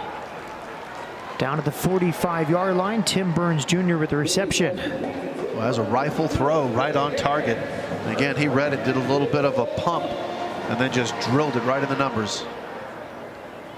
Now Willie's taking the headset off. This is his moment to enjoy and reflect on a 7-win season, a chance for an 8th win at the bowl. Play action here. DJ Bailey pressured, and he goes down. And a sack. Yeah, he couldn't see anything open. And again, the coverage still really good for the Panthers, and he just kind of swallowed that ball, wait for the next play. Steven Shannon, the junior out of Miami Killian High School, with his first sack of the year. You just have to snap the ball one time if this ball not an incomplete. Back to the ground. No gain. That should wrap things up, Matt. 4 sacks today, 10 tackles for loss for this FIU defense. That was the talking point coming off senior day. What the defense did in that win against Jacksonville State. It's another winning season, 9 in a row as a head coach for Shotgun Willie Simmons. Yeah, and again, the 2 coaches there, love seeing that. Both 2 class acts. I mean, again, we got a chance to talk to both of them. Really enjoyed what they were talking about, how they were building their programs. But congratulations to Coach Simmons as he does get the victory. And then great way to prepare your team for a bowl game. First winning season since 2018 under previous head coach Butch Davis. Down to the field with Burke Kirchhoffer.